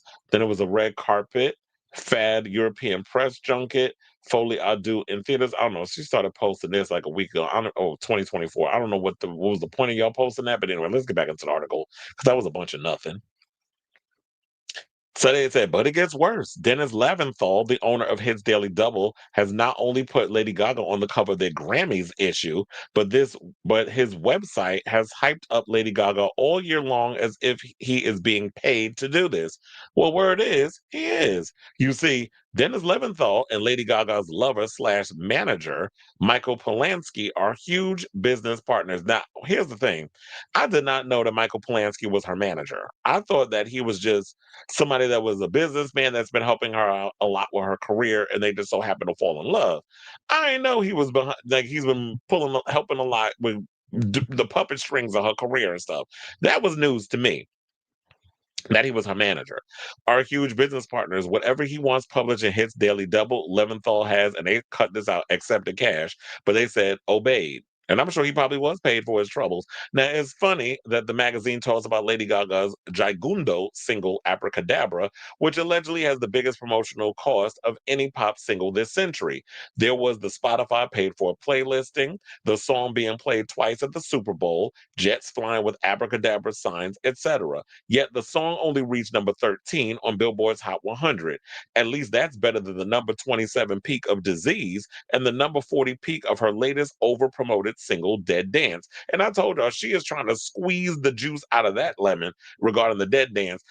Every time when you see her performing like one of her regular songs, she starts breaking out into the Dead Dance thing and trying to make that like a stick, a theme, a sticky type thing with the show. And of course, with the fans being there, the monster, they're all gonna eat it up. But it just comes across as just so corny. And knowing me, if I was working it, which I probably will be in 2026, they'll be eating it up. I'll probably be just up in there, just like, okay, it's whatever.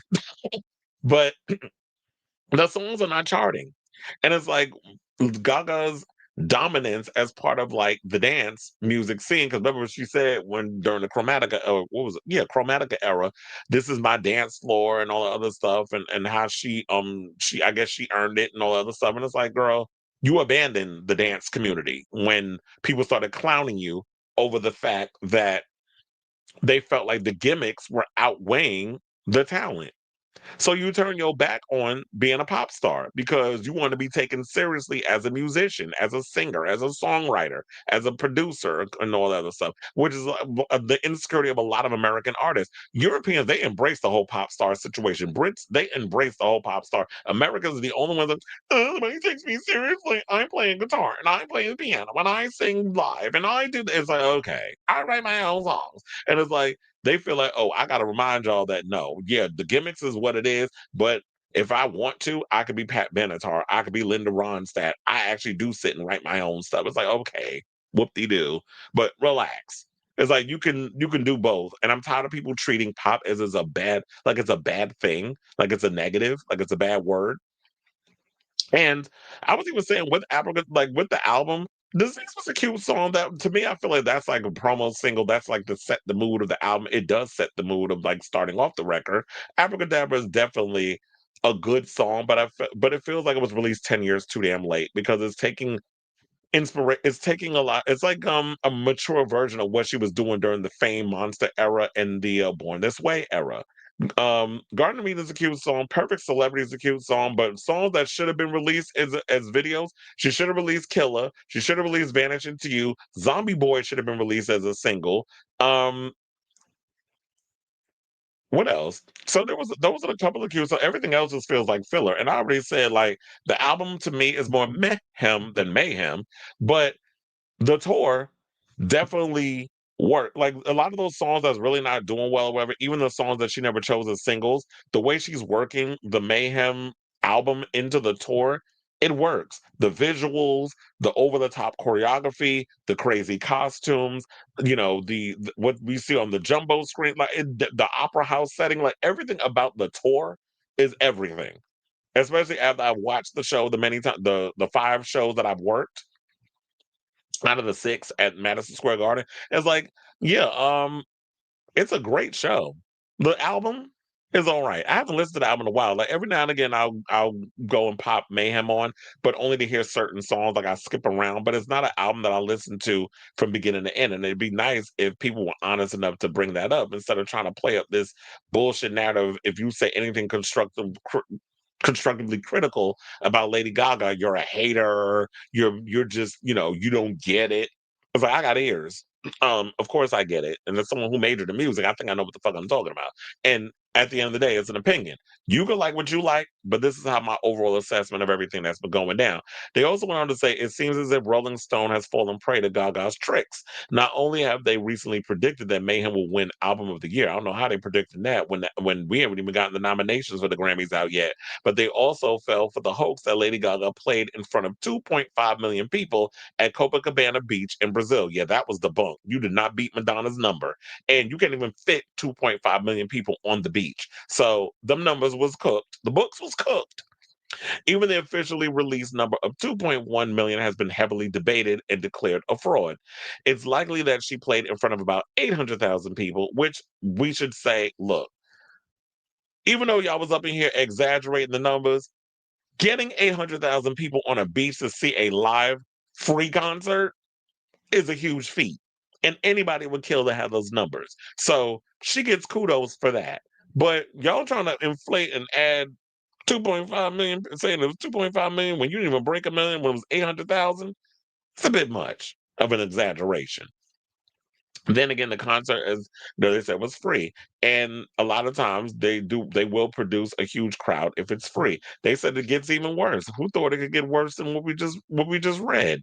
Twitter pop accounts, which usually don't pick winners several months before the Grammys, are suddenly declaring Mayhem to be album of the year. They said one pop insider on Instagram said, well, Pop Insider or P Insider underscore. That's what they go by, but it's called Pop Insider. Lady Gaga's Mayhem is definitely album of the year for Grammys 2026, her best and most complete album. Well, I wouldn't agree with that because I don't think that's her most best and complete album. It was like there's some good bops on it, but as a fully fledged, complete beginning to end listen, and it takes you on a full journey, no, I don't get that by listening to the record. The Pop Tings said Mayhem might just be Lady Gaga's strongest album of the year contender yet. Um, then the article goes on to say, we haven't seen a Grammy campaign this desperate in years. Will they bite and give Lady Gaga all her nominations and awards? It's quite possible, as they have been accused with some good proof of the show being rigged for years. Former boss Deborah Dugan recently detailed allegations of conflicts of interest and voting irregularities within the body. Look, Lady Gaga is far more talented than all of her peers. Let's be clear about that. Her performance every night on the current Mayhem Ball, as I've said, one of the things I will give Gaga, she's an amazing live performer. Her mic is always on. She sings live down boots, performs full of energy. Definitely, she is a star. She deserves being up there on that stage. She definitely gives 1,000%. I'm not taking that away from her. The stunts and shows, the gimmicky stuff that you're doing regarding trying to get Grammys instead of winning on its own merit, it's a bit much. That's the only thing that kind of bothers me about this whole thing. So I don't want to take that away from her in the regards of like, yes, she is very talented. This Mayhem Ball, in my opinion, and I've seen many of her concerts, this is the best concert she has given in a long time. Like from beginning to end, no, there's nothing in there that I feel like is just, oh yeah, well, I guess there's depending on the song. But for me, watching the show, there's no moment in my opinion where it's just like, okay, bathroom break. Maybe it would be when she does kind of the ballad thing, or when she sings maybe when she sings some other songs that a lot of y'all don't care about, like Kill for Love. And then when she does when she does like Kill for Love or something like that, I'm like, okay, pee break. But I was like, let me look. Let me see what's the Mayhem Ball track list because I forgot what it is. What would be the best time to go to the bathroom? Um, well, I guess Shadow of a Man, Summer Boy, and Kill for Love. Those are good bathroom breaks because when she does Born This Way, that's fun. Million Reasons, and then Shallow when she's on the boat, and Die with a Smile when she does it at the piano, and then she picks like a song that's whatever song is of the night that she decides to go through in her songbook. That kind of works. Those are moments, but yeah, those are the times you need to go for the pee break. So yeah, um, like I said, the tour is excellent, but if you want people to kind of vote for you or whatever, I need more of an organic campaign. But Mayhem being album of the year, I'm sure she's gonna get nominations. That goes without saying. But album of the year, no.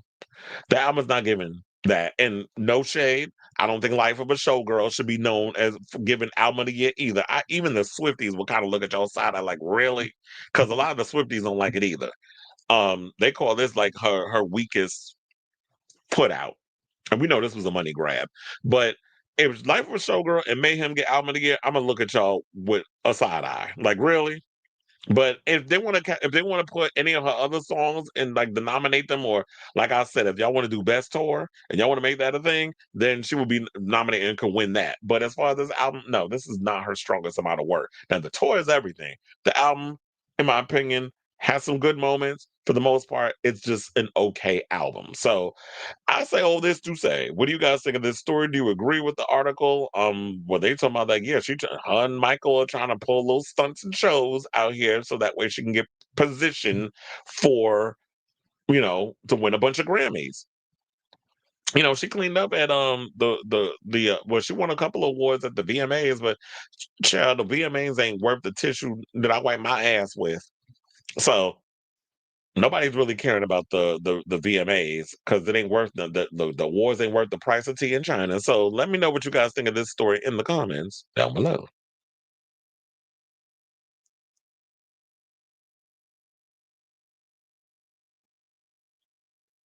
I can admit that I wasn't a big fan of this album era. She pushed the song for Wednesday ahead of choosing a third. Yeah, for Mayhem. Whoever wrote this is a Gaga hater. It's so biased. Is it? I need you to elaborate. I was like, well, yeah, they was going in and letting have, but and I was like, I had to give her flowers. And at some point, I was like, I wasn't really feeling the album. I do agree with you that they pushed that Dead Dance track instead because she was a part of Wednesday, and it felt more gimmicky and more like a marketing ploy than. And she's still trying to shove that song and that dance down our throats on this tour.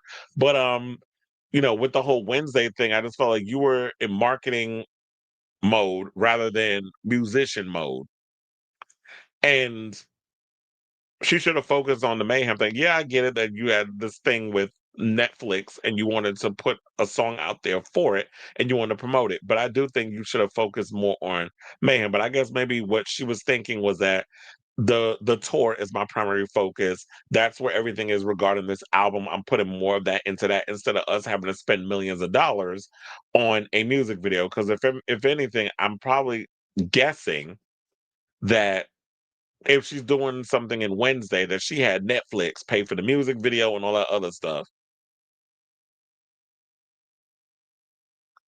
As if the Fame Monster doesn't exist. Her first two studio albums and the EP is flawless, but one bad album, the general public backlash to where we are today. One bad album, and then people mocking, getting on her over um the all the gimmicks, the costumes and the stunts and the meat dress and the coming out in the egg on at the Grammys being carried in it. Like it was just all the gimmicks, I guess, were just rubbing people a long way. You said during shallow bathroom break. Well, I kind of like the shallow thing only because of the vocals and the fact that she's in a boat and it's very Phantom of the Opera. That's the only reason why I'm like, nah, not necessarily go to a bathroom break on that because of the visuals that go with that song. But but there are moments for a bathroom. So, what do you think about Man's Best Friend's chances in the Best Pop Vocal Album category? Gaga, Coldplay, and Sabrina are basically shoe-in. Benson, Justin, and Tate might get enough. Yeah, I could definitely see Tate getting one. I could definitely see Benson, Justin definitely, because he just put out two different, two versions of Swag. So I could definitely see Justin getting. As far as Man's Best Friend, I'm sure she'll get nominations. Do I think the album's not that great. I wasn't that impressed with it. And she's been heavily promoting that album on the tour. I just don't, yeah. But she'll probably get some nominations.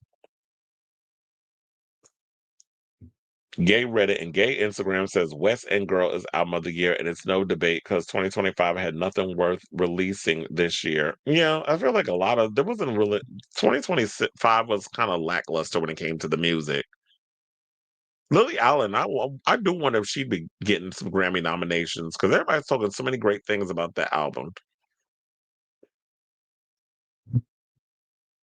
But I guess 2026 is going to be the even better year. We're getting Billie Eilish is working on the music, so who knows? She might drop a new album next year. Also, Madonna. I wouldn't be surprised if Beyonce is, but girl, we our economy bad. I don't need you going on tour with Act Three because your ticket prices is crazy. Why does she look so bored in the Dead Dance? Probably because she was bored. The song is okay. The dance pop gays love It's Not That Deep, saying it's what Katy Perry was hoping 1 in 43 was. Well, one of the things was that Demi worked with Zone, who, worked with Kesha on her recent album and so many others. He's getting around. Um, yeah. He didn't look. Yeah, 143 was the best. But yeah, if you a dance pop homosexual, it's not that deep. It's definitely a good record. I'm looking forward to. Look, I'm hoping that they actually schedule me to work that one at MSG, and also I hope she heavily does a lot of the music from that record. And also, I hope she decides to release a deluxe edition. I say the article is biased because the writer went in so hard and it felt more mean than it did. Well, it probably felt personal too. Bringing up the owner of Hits Daily Double felt like a reach. And we usually cite Hits Daily Double over here. My favorite gimmick album of the millennial. She stopped saying that. Okay. I don't think Sabrina has been promoting the new album on the tour. There's only 3 songs on the updated set list, and 2 of them are singles.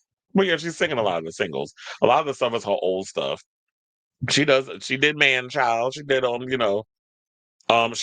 course she closes out with espresso. Speaking of which, they had a coffee espresso martini.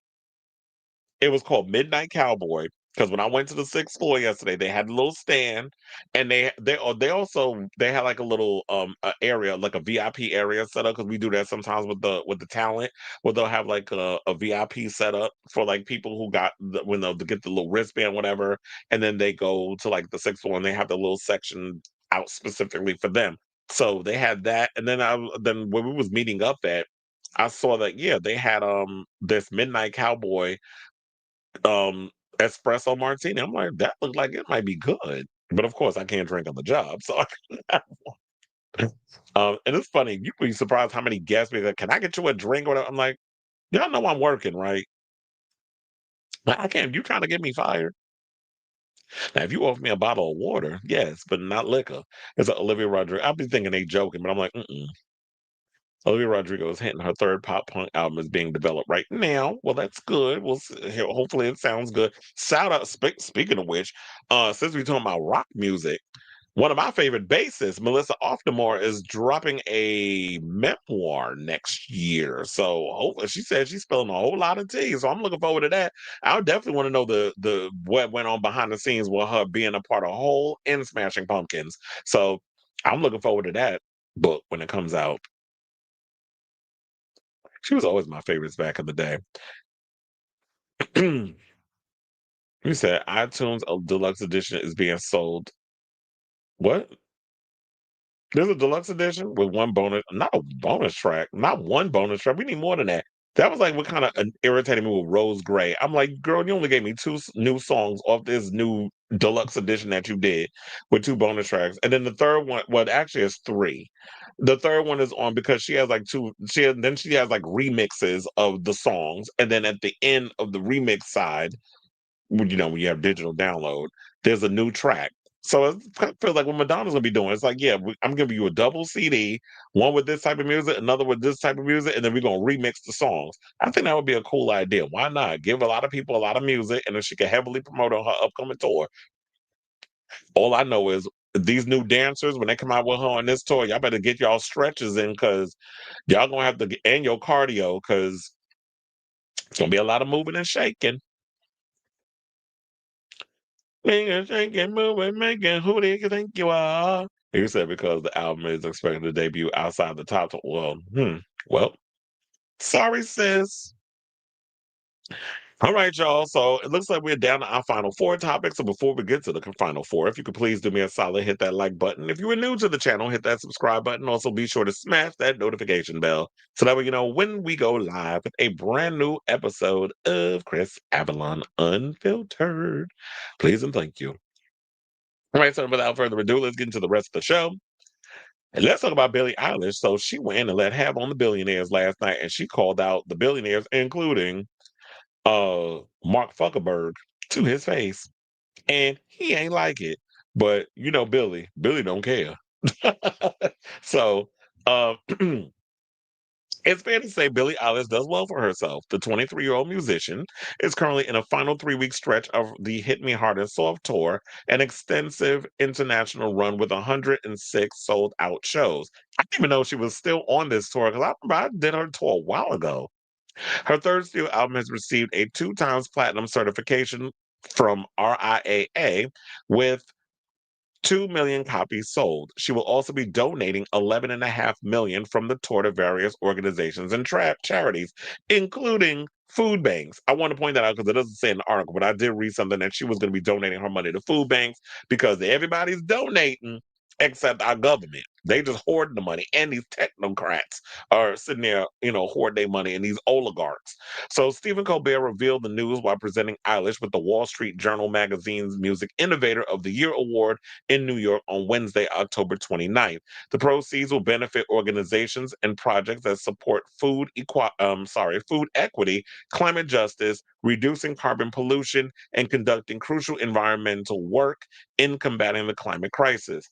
Now, while accepting the award in a room of affluent figures, including Mark Zuckerberg, who has a net worth of more than $225 billion, that's what it be. Eilish wondered aloud why people who have the resources to help others often fail to do so. Kind of like Elon Musk, who is about to be the world's worst, I mean, the world's worst, well, world's worst and world's first trillionaire. What are you going to do with all that money? Like when you die, you can't take it with you. Are you planning on dividing that between your 18 damn children, including including Vivian? Are you planning on doing all of that? Like you can't be buried with your money because people will dig you up and rob you and go and spend it. So what you going to do with all of that? Like I don't understand these greedy corporate millionaires and billionaires who just they want all the money. They want the tax breaks. They don't want to have to pay for it. They just want to take, and hoard it. And then, there's a little piece of the pie that is left for those of us who aren't a part of the 1%, the 99, who got to fend for ourselves and make for the best. So I applaud her for calling their asses out. She said, we're in a time right now where the world is really, really bad and really, really dark. Yes, the world is on fire. And what are they doing? Nothing. Hiding their bunkers, which I heard he's making one for himself.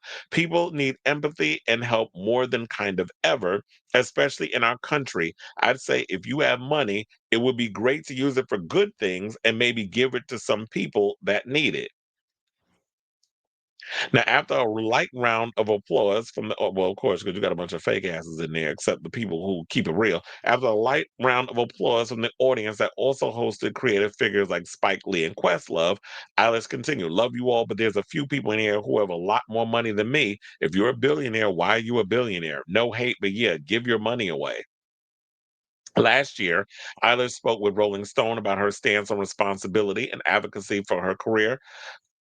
She said, I've never had an interest in being a role model ever. If you're going to think I'm a role model, think I'm a role model in terms of trying to save the environment and being more conscious of the way that you live and your carbon footprint and your contribution to animal agriculture. Now, in 2022, Eilish signed an open letter from Global Citizen urging the most powerful governments, private sector leaders, and billionaires to commit into breaking systemic barriers and keep people in poverty and take climate action.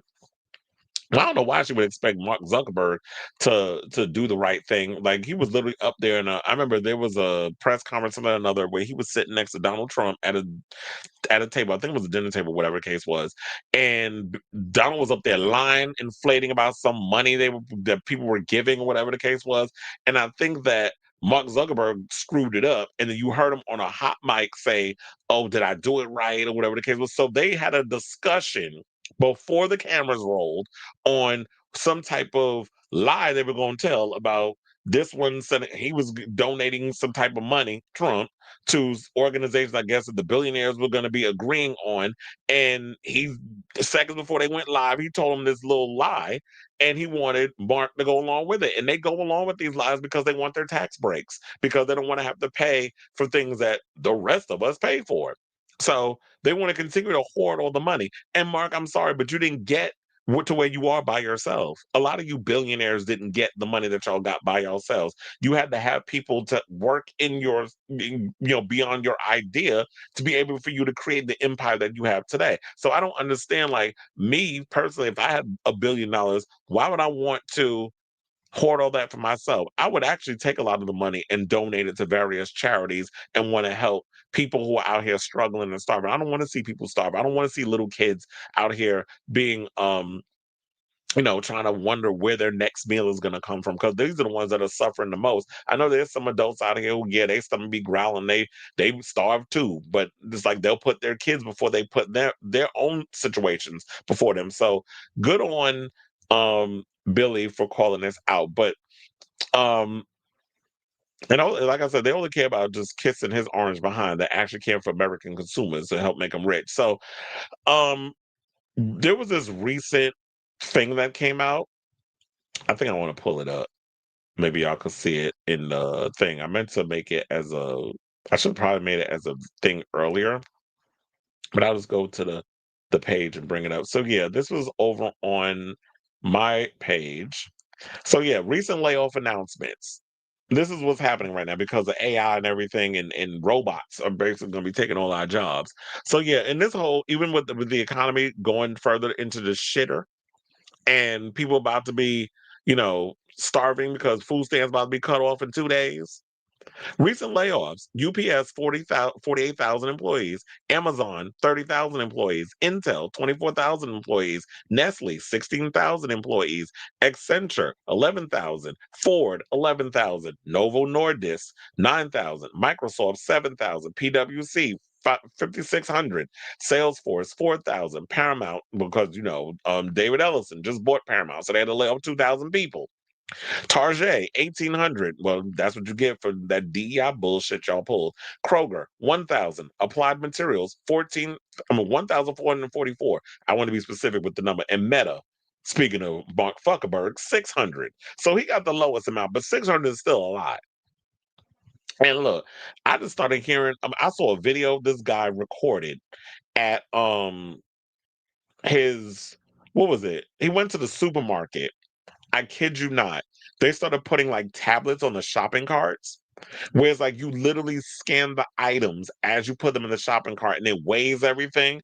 So it's like you're literally self-checking it out as you're putting it in the shopping cart. Like you're scanning it and doing. I'm like, why am I, as a consumer in in the supermarket, scanning my own shit and putting it in the shopping cart? And so you can eliminate cashiers. Like what?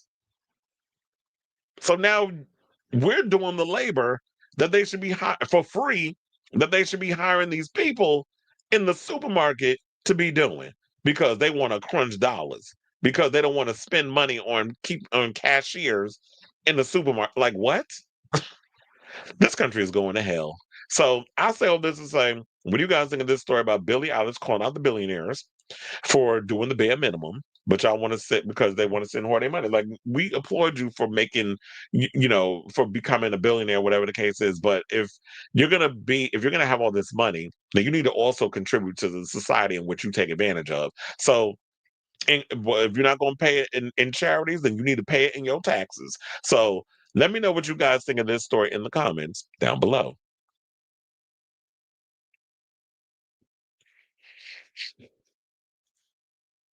I was listening to so much Billie last night, and it reminded me of how much I love her music. It also reminded me that I really only like her first album. It was the first album I bought with my own money. Yeah, everybody's got that conversation of the first album they bought with their own money. Y'all already know mine. Bedtime Stories by the first album I bought with my own money, which was what, 21 years ago? Billy will be in Phoenix soon for 2 sold out shows. I tried getting tickets, but it was sold out the day it went on sale. I had to tell myself, wait for a decade. She won't be with teens. And well, and look, the nostalgia of it all will be a lot of the parents, those people that were Billie Eilish fans will be there with their kids. But yeah, it's a good show. I told you I worked the show. It's a good show. I want to go vegan so bad. I've been exclusively drinking almond milk for 3 years now. I also just don't like eating meat. Shut up. We use that with the exception of. But it's like, I don't know. I've been on this whole kick of eating much healthier, but yeah, my body doesn't receive milk. It doesn't retain milk very well, so I don't really drink milk. So yeah, I pretty much like if I'll put it in things and mix it in, but if I have cereal, I can't drink it because I feel nauseous. And now I do like the lactate, so that actually helps. I even tried lactate. ice cream. It's actually good. They need more variety. And it's the one thing that doesn't give me the itis. She also hasn't won a Grammy since a dropless single release in late 2019. The last two albums won. Well, damn. Well, does I was gonna say, does Billie even care? She focusing on this tour, which good for her. I was like, I gotta make sure my stuff is open. Hold on, because when we get into this next topic, I want to make sure I got all my things open. All right, y'all. Um, let's get back into the show. Let's talk about Andy Cohen. So Andy Cohen recently did the Call Her Daddy podcast, where he pretty much opened up about a lot of stuff going on in his life, like his like being on Grinder and Craigslist, and whether he's interested in hooking up with guys or going on dates. And he also even mentioned he don't want to be with some slurpy twink. So we do have that clip. We're gonna play it in a second because it was over on the TikTok. Shout out to Alex Cooper and her show. She's been getting a lot of good interviews. I think what was it? What was the last interview that she did that we talked about? On Kim Kardashian. She did an interview with her. I ain't watched that one. I watched the clips and I was like, okay, that's good. Like Kim irritates me. But Andy Cohen might be an entertaining one because here's the thing. Say what you want about Andy, and believe me, you will. I have. Um, he's got the gift of gab. He is very entertaining, and I do cackle at some of the stuff he said, especially when he starts talking about himself and his own personal things. That's when it's cute. But that Watch What Happens Live, that show, I can't. I can't get into it. So, in the conversation, which covered everything from John Mayer, we do have that John Mayer clip where he was talking about how he got a little flirty with him, to the Housewives reunions. Cooper asked Cohen, who has two kids, Benjamin and Lucy, via surrogacy. Well, how else he ain't fucked the woman if he was on dating apps? So, I have that clip. Hold on, we're gonna get to it, and then we will come back and talk. Please hold. I'm on every app. Grinder, Scruff, Raya. Are you on the apps? I'm on every app. Grinder, Scruff, Raya, Hinge. Does most of the conversation start where they're like, is this actually you? Send proof? You know, it's interesting. Some people are too cool for school and they'll say nothing. Some people are like, you look like him. Some people are, why are you sending his picture? Some people are like, ew. Are you going on dates?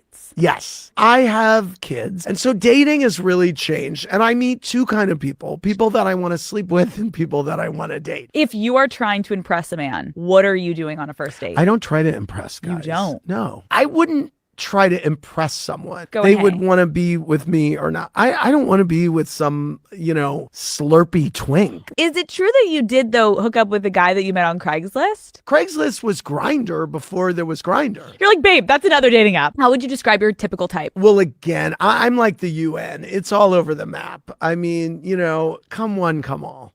It's really about a vibe. I mean, to date, I like...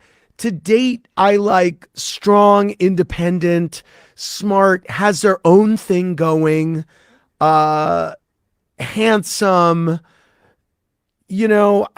I really like.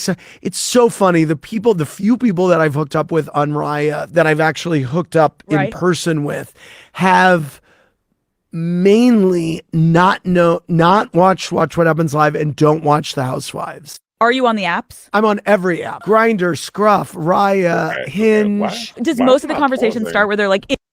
Okay, that was annoying. I was like, why are we not pausing?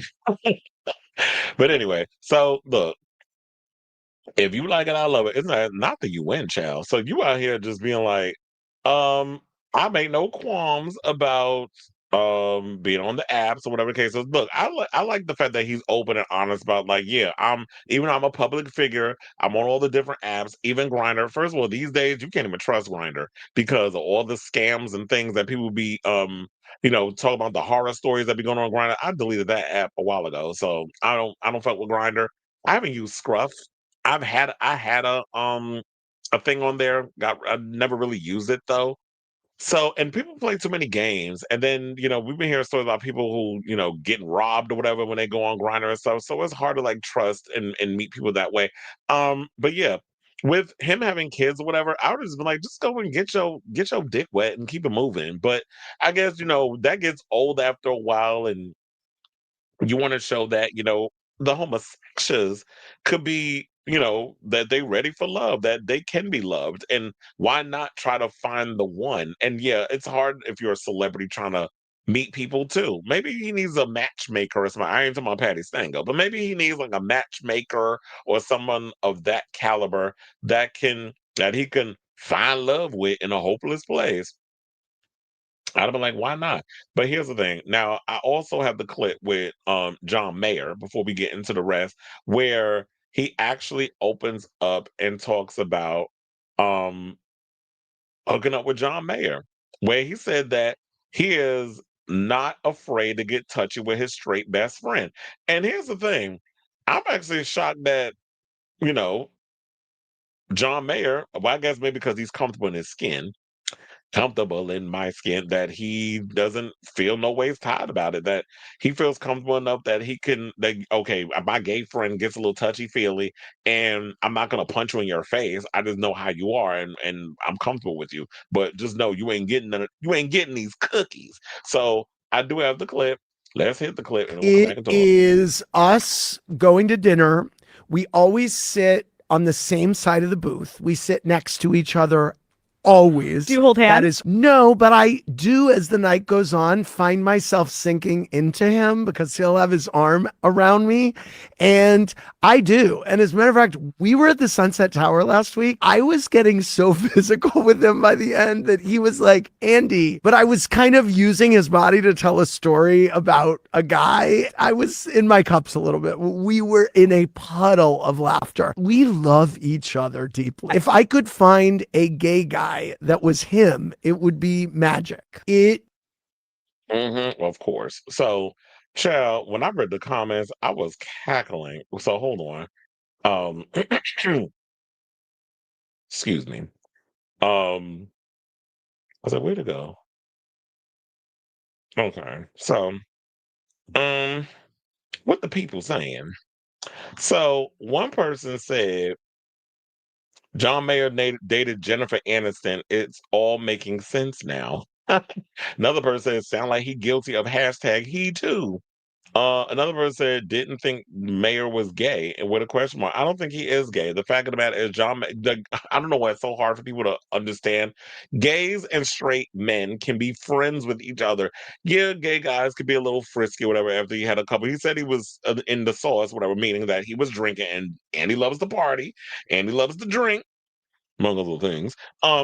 And he gets a little touchy feely with his friend, and it's like, and like I said, with John Mayer's like, you ain't getting these cookies, and now they to my SA is normalizing humor is when Andy does it. Well, if John Mayer is not saying that it's an SA type situation, then why are we even going there with that?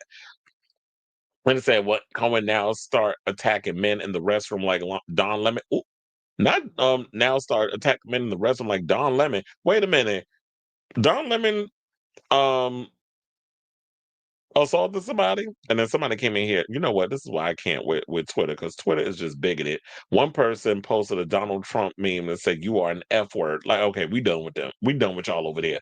But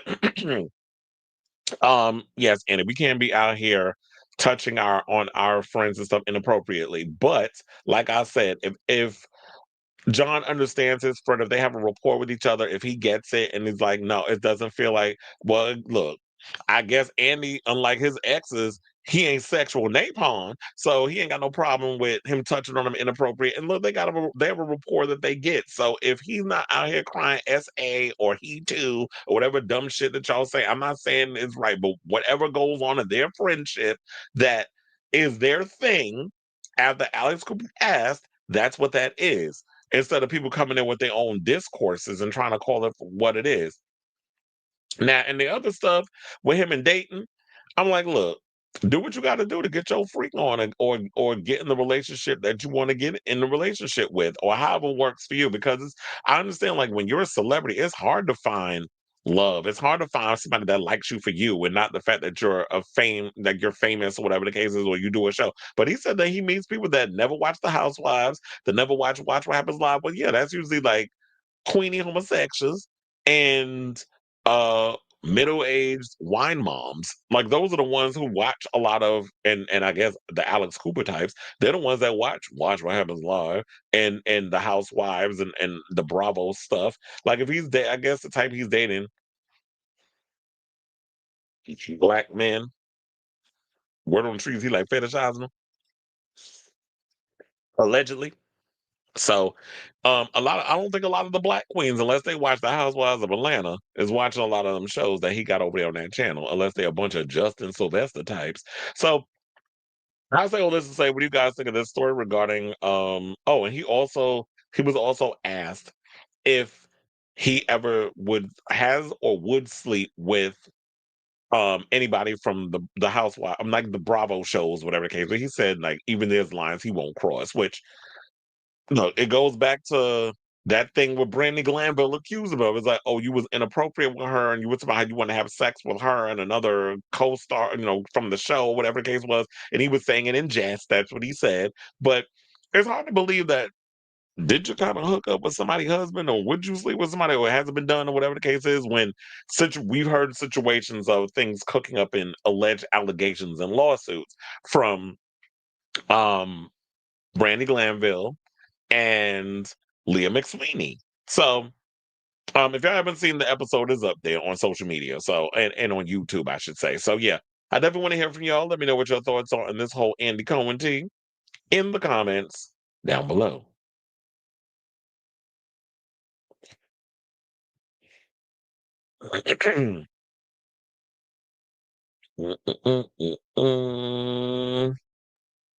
Wait, hold on. I was like, damn, how far up do I gotta go? Oh, he said she also. Oh yeah, I read that one already. She was crying at the Grammy ceremony this year when Beyonce won. So Phineas also loves to leech off her nachos and fight with Ariana stands on Twitter, diminishing the 2021 album after it underperformed. But I have to say that last album hit me hard and soft. I didn't particularly care for it. It was a little too slow, a little too laid back. I like when she does a little more experimentation. And I think that's what she needs to go with the music. Should Billy change producers and take a risk leaving the Phineas sound? Though it sounds like because she had an isolated youth, she doesn't have friends and only trusts her family. Well, I like some of the stuff she does with Phineas, but I do think that she needs to branch out and step outside her comfort zone and try different things. So if that takes leaving your brother behind, then why not? Or you can work with other producers, but have Phineas come in and tighten it up. Kind of like with Stuart Price. It's like she works with other people, but Stuart is the architect that comes in and brings it all together. Kind of like what he did with Kylie Minogue's Aphrodite album. She worked with a bunch of other producers, then she brought in Stuart Price and he made it all kind of come together, which is why Aphrodite, in my opinion, is one of her strongest albums. And Katie being with Justin T, even more crazy. Child, yeah. John May is definitely a freak. I would not be surprised if Andy definitely put it in his mouth. Put it in your mouth, in your motherfucking mouth. So, I could definitely see that going down. And yeah, Katy Perry with Justin Thoreau, that was like the world's worst kept secret. We all knew about that. We see them hanging out on the yacht and everything together and eating at restaurants, and now it's official. You said ew. Perez Hilton wrote about Andy making out with John way back when he was still dating Jessica Simpson. Yeah, Miss Sexual Napalm. So, yeah. I wouldn't put nothing past him. Yeah, I'm sure he's gotten.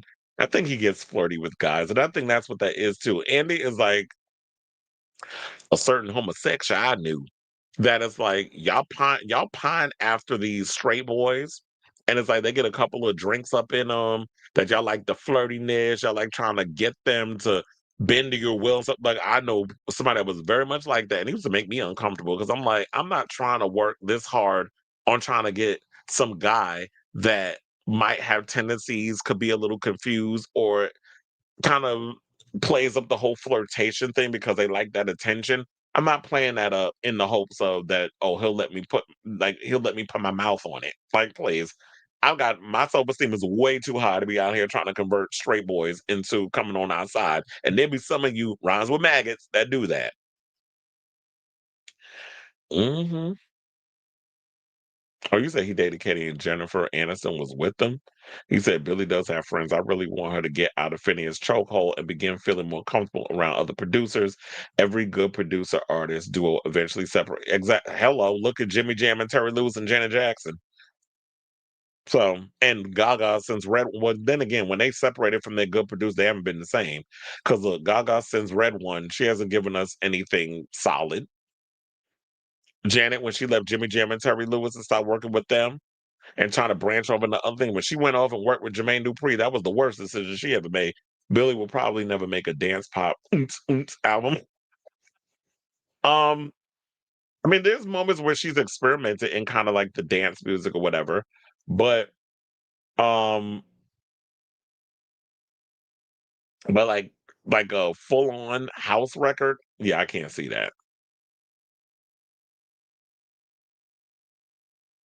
All right, y'all. So now let's move on and let's talk about Snoop Dogg, who's continuing on his little grift tour.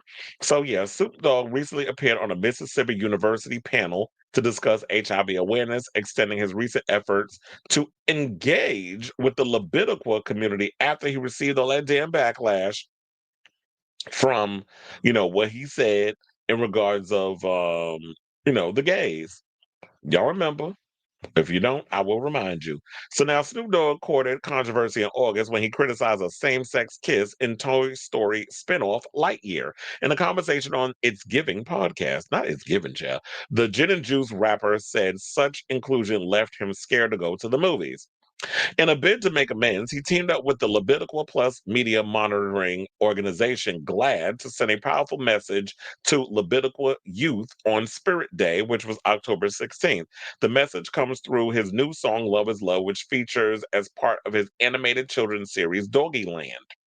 We talked about that. And I felt like, okay, now it's all grifty. Grifty McGrifter.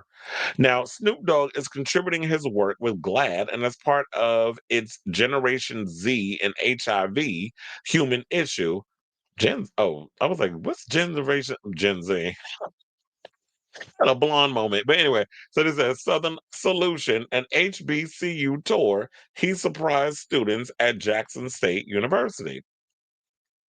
The rapper commented under a video of him with students, leaving two hearts and a fist bump emoji. The event, which is focused on educating students on HIV prevention, saw the rapper join the discussion with Darian Aaron, GLAAD's director of local news for the U.S. South. Together, they discussed Libidiqua Plus representation in media and the impact of HIV, or as I like to call it, the high five, within the music industry. Advocates from across Mississippi also share their knowledge. I'm noticing a lot of misspells up in this story. Aaron told WJTV, the high five in the Black communities is far from over, and Black people in the South, regardless of sexual orientation, gender identity, socioeconomic status, or number of total partners, remain at disproportionate risk. Speaking about his collaborations with GLAAD, the Drop It Like It's Hot performer previously said, at the end of the day, it's all about love. That's what we're teaching the kids with Love is Love. Well, you should have came to that conclusion before you went on that dumbass podcast because it was a certain narrative that you was trying to push with that bitch that would host the show and spewing the homophobia that you was spilling regarding a same-sex couple in an animated movie with a child.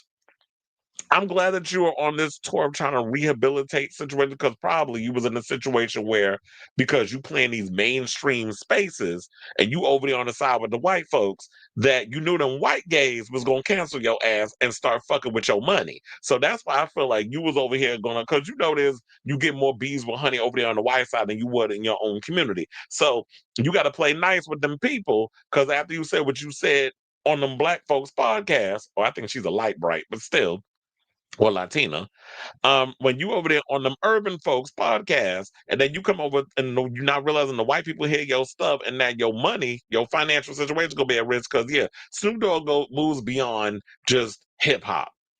Like my mother is a Snoop Dogg fan, so he crosses all genres and demographics. So I definitely see like while this is a good thing to have a big celebrity show up and talk about HIV awareness amongst people of color, specifically Black people in the South, because those numbers are pretty bad down there in regards of HIV infection, of course, and people in the South who are closeted and whatever the case is that you got going on there and not practicing safe sex or not very much versed education wise on STIs and HIV transmission, that it is good that I feel like this is a good thing that he's doing. However, I'm still side on it over the recent situation from before. So yeah, I'm of two minds. Well, I'm glad that you're showing that you're putting in the effort, working with GLAAD and showing that you've evolved. I still am kind of side eyeing the situation and feeling like ain't nothing more than a damn grift, because a lot of you rich folks, a lot of you celebrities, a lot of y'all showing y'all true colors in these Trumpian times of like y'all all a bunch of damn grifters just jumping wherever the wind blows. That as long as it helps and supports you financially. So I definitely want to hear from y'all. What do you guys think of this story? Do you feel like, okay, it's a good, at least he's putting in the effort. It's a good thing that what he's doing. Or do you also feel like, okay, it feels a little grifty McGrifster? So whatever your thoughts are, let me know in the comments down below.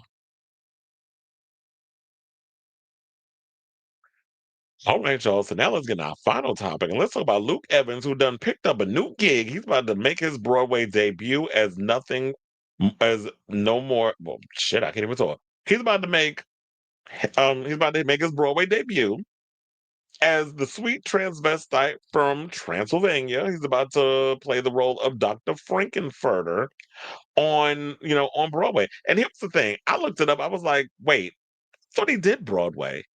Because I could have sworn he was in that Taboo musical, which is based off Lee Bowery, and it starred it was, I think, Boy George put it together and stuff. It came out in like the 2000s. This is before he became famous. But then when I looked it up, I think it was the on the West End.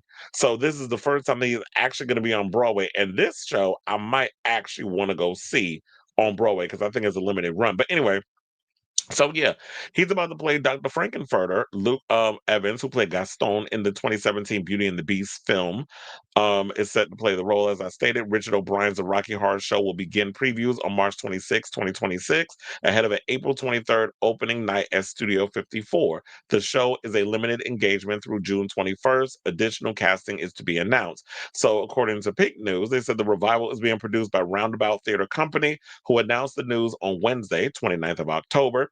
The production is being directed by Mary's Tony Award-winning director Sam Pinkelstein. Or Pinkleton. I definitely want to say, but here's the thing, because I heard so many great things about O'Mary. I don't know if I want to see O'Mary with the original cast, but I wonder if Jinx Monsoon is still a part of that. Now, they also went on to say, commenting on the announcement of Evans' casting, Pinkleton has said, "I'm getting to crack this untamable classical open with a razor-sharp Luke Evans at the center, and I hope to do at Studio 54 what the Rocky Horror Show has done for people around the world for decades, open a dimension to another possible reality," as reported by The Hollywood Reporter. It seriously is the honor of a lifetime to bring the freakiest people I've ever met into the freakiest theater I've ever been into. Wait, speaking of which, what they said to revisit the freakiest show there's ever been. I was like, wait a minute, is 54? Is that the same place where they did Cabaret? I'm wondering if that's the same situation, because here's the thing. Funny enough, tomorrow I'm actually supposed to go to um see the Rocky Horror Picture Show or the Rocky Horror Show, because a friend of mine, Michael T, shout out to him, he's actually doing he's actually gonna jump he's actually doing the because I was looking for it. I was trying to remember exactly where it is I gotta go, because I totally forgot. The Slipper Room. So tomorrow at the Slipper Room, they're doing the Rocky Horror Show. I gotta pull up my tickets for that. But it's called the Rocky Horror Halloween Show. And The doors are at 11:30, so I don't know if you want to come out to the Slipper Room. If you're in New York, definitely check it out. I already got my advance tickets a while ago because when I went out with my friends, one of my friends was advertising about it. We had a conversation back and forth. I said, you know what, I'm gonna just go and get the tickets. It was like $40. I got my seat in the front, and I was like, that's a really good thing. It's over on Orchard Street, so I don't know. There might still be tickets for like I guess like the standard tickets or whatever, but I've been a fan of Rocky Horror. I might watch that tonight just to spruce up the brain. So yeah, they said Roundabout also confirmed tickets will be on sale on Friday, October 31st. So that's the perfect time to have it go on, on live or whatever. So I do have the announcement of Luke Evans. Hold on a second. I said let me pull that up as we go over to his Instagram. And it says, well, how about that? Film and UK stage star Luke Evans as Dr. Frank-N-Furter. Performances begin March 26th on Broadway. Tickets go on sale on the 31st. And Frankie Grande jumped in the comments from one Frank to another. Congrats, Luke. I'm seated, my friend, and will be cheering you on from the front row. And trust and believe, he will be there because I remember I told you I saw Frankie Grande when I went to Drag the Musical. My friend and I, we had a table over by, the front. Alaska's fiance hooked us up with like some really good seats. And I saw Frankie Grande was front row, just clapping, jumping up, kicking, like having a good old time. Like he was a ball of energy. So, there was a couple of celebrities and stuff there. And who else was in the comments? Joey Arias, who was a dear friend of mine. Congratulations. This is going to be something. Heart emojis, can't wait to see you. Another person said, yeah, it's so groundbreaking. A cis man singing about being a sweet shut the hell up. And you said, is that supposed to be funny? It's a cis man singing about being a sweet trans. Well, transvestites are not transgender. So they are men who wear women's clothes. So what are you talking about? They said so new and innovative. And also, Luke Evans is openly gay. So why can't he play the part? So yeah, now we have another person. Yeah, absolutely. Let's cast a cis man to play the transvestite from transsexual Transylvania. Not like there's thousands of trans non-binary actors who would eat this part down and create more representation for trans artists. Here we go with the bullshit. And they say, y'all, the comments don't pass the vibe check. Luke Evans is a gay man with a powerhouse singing voice. He's gonna crush as Frank. Yes, Laverne Cox was incredible in the remake. But if we keep fighting each other in the queer community over frivolous things like a Rocky Horror casting choice, then the rights dividing and conquering is made easier for them. Please go outside and touch grass and learn how to accept everyone within the Leviticua Plus community, including cis gay men, which is such a weird thing to say. JFC community is the prime word here. He was like, what the fuck are y'all talking about? Like, y'all be doing too goddamn much. And they said, oh, so we forgetting Tim Curry is a cis man that originated the character. So y'all coming up in here with this crap about, oh my God, a cis man playing a transvestite from transsexual Transylvania is taking jobs away from cisgender, from taking away jobs from trans people and non-binary people. It's like y'all get so caught up in fucking labels. This is why this administration is the way they are now. The Trump people are feeling the way they feel about our community because y'all start with this mess. We all start nipping, you're giving jobs to this one when you need to cast this exact type of person who identifies as this in the part. It's like, can we stop doing that?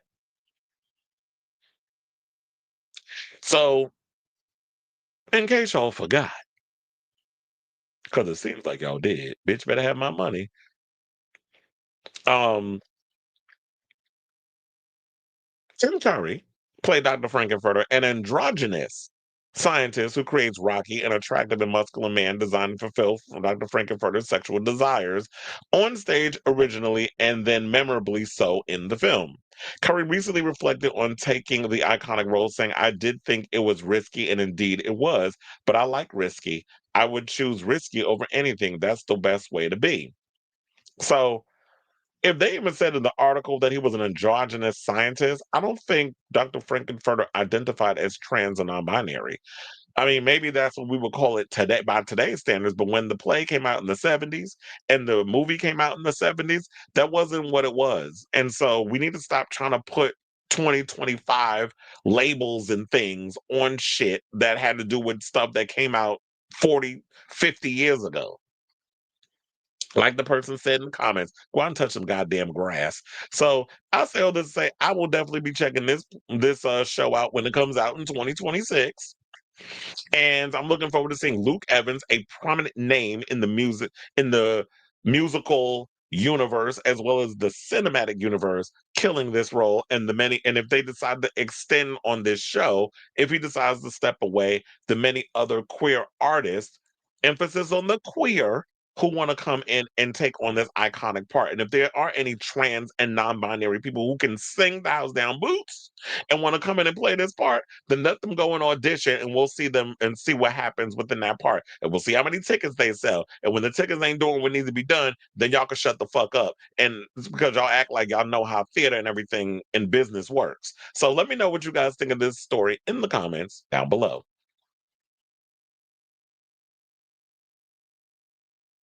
All right, now.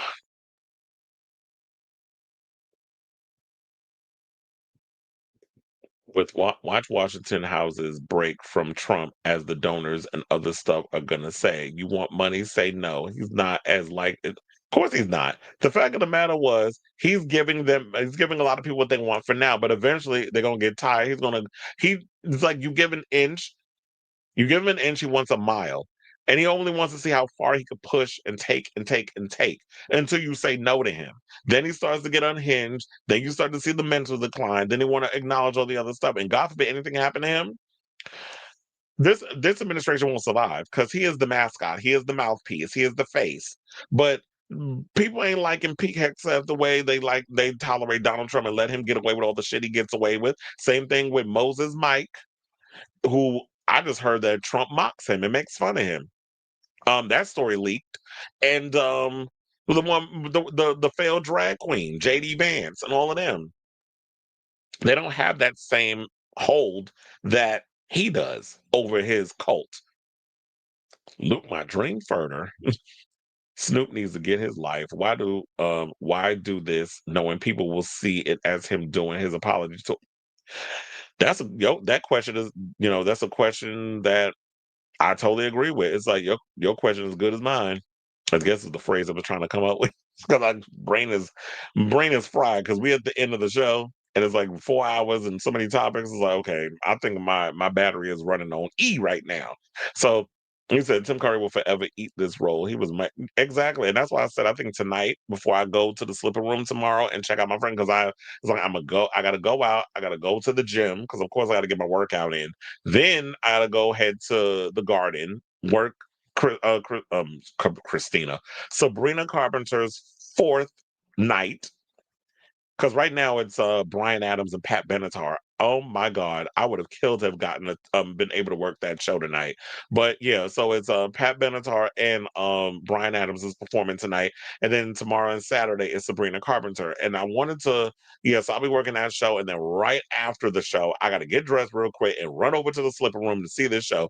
I'm gonna be exhausted, but I got to go support my friends and stuff. So they need to watch the movie. They would find out they were spoilers, aliens from outer space. Oh, I know, right?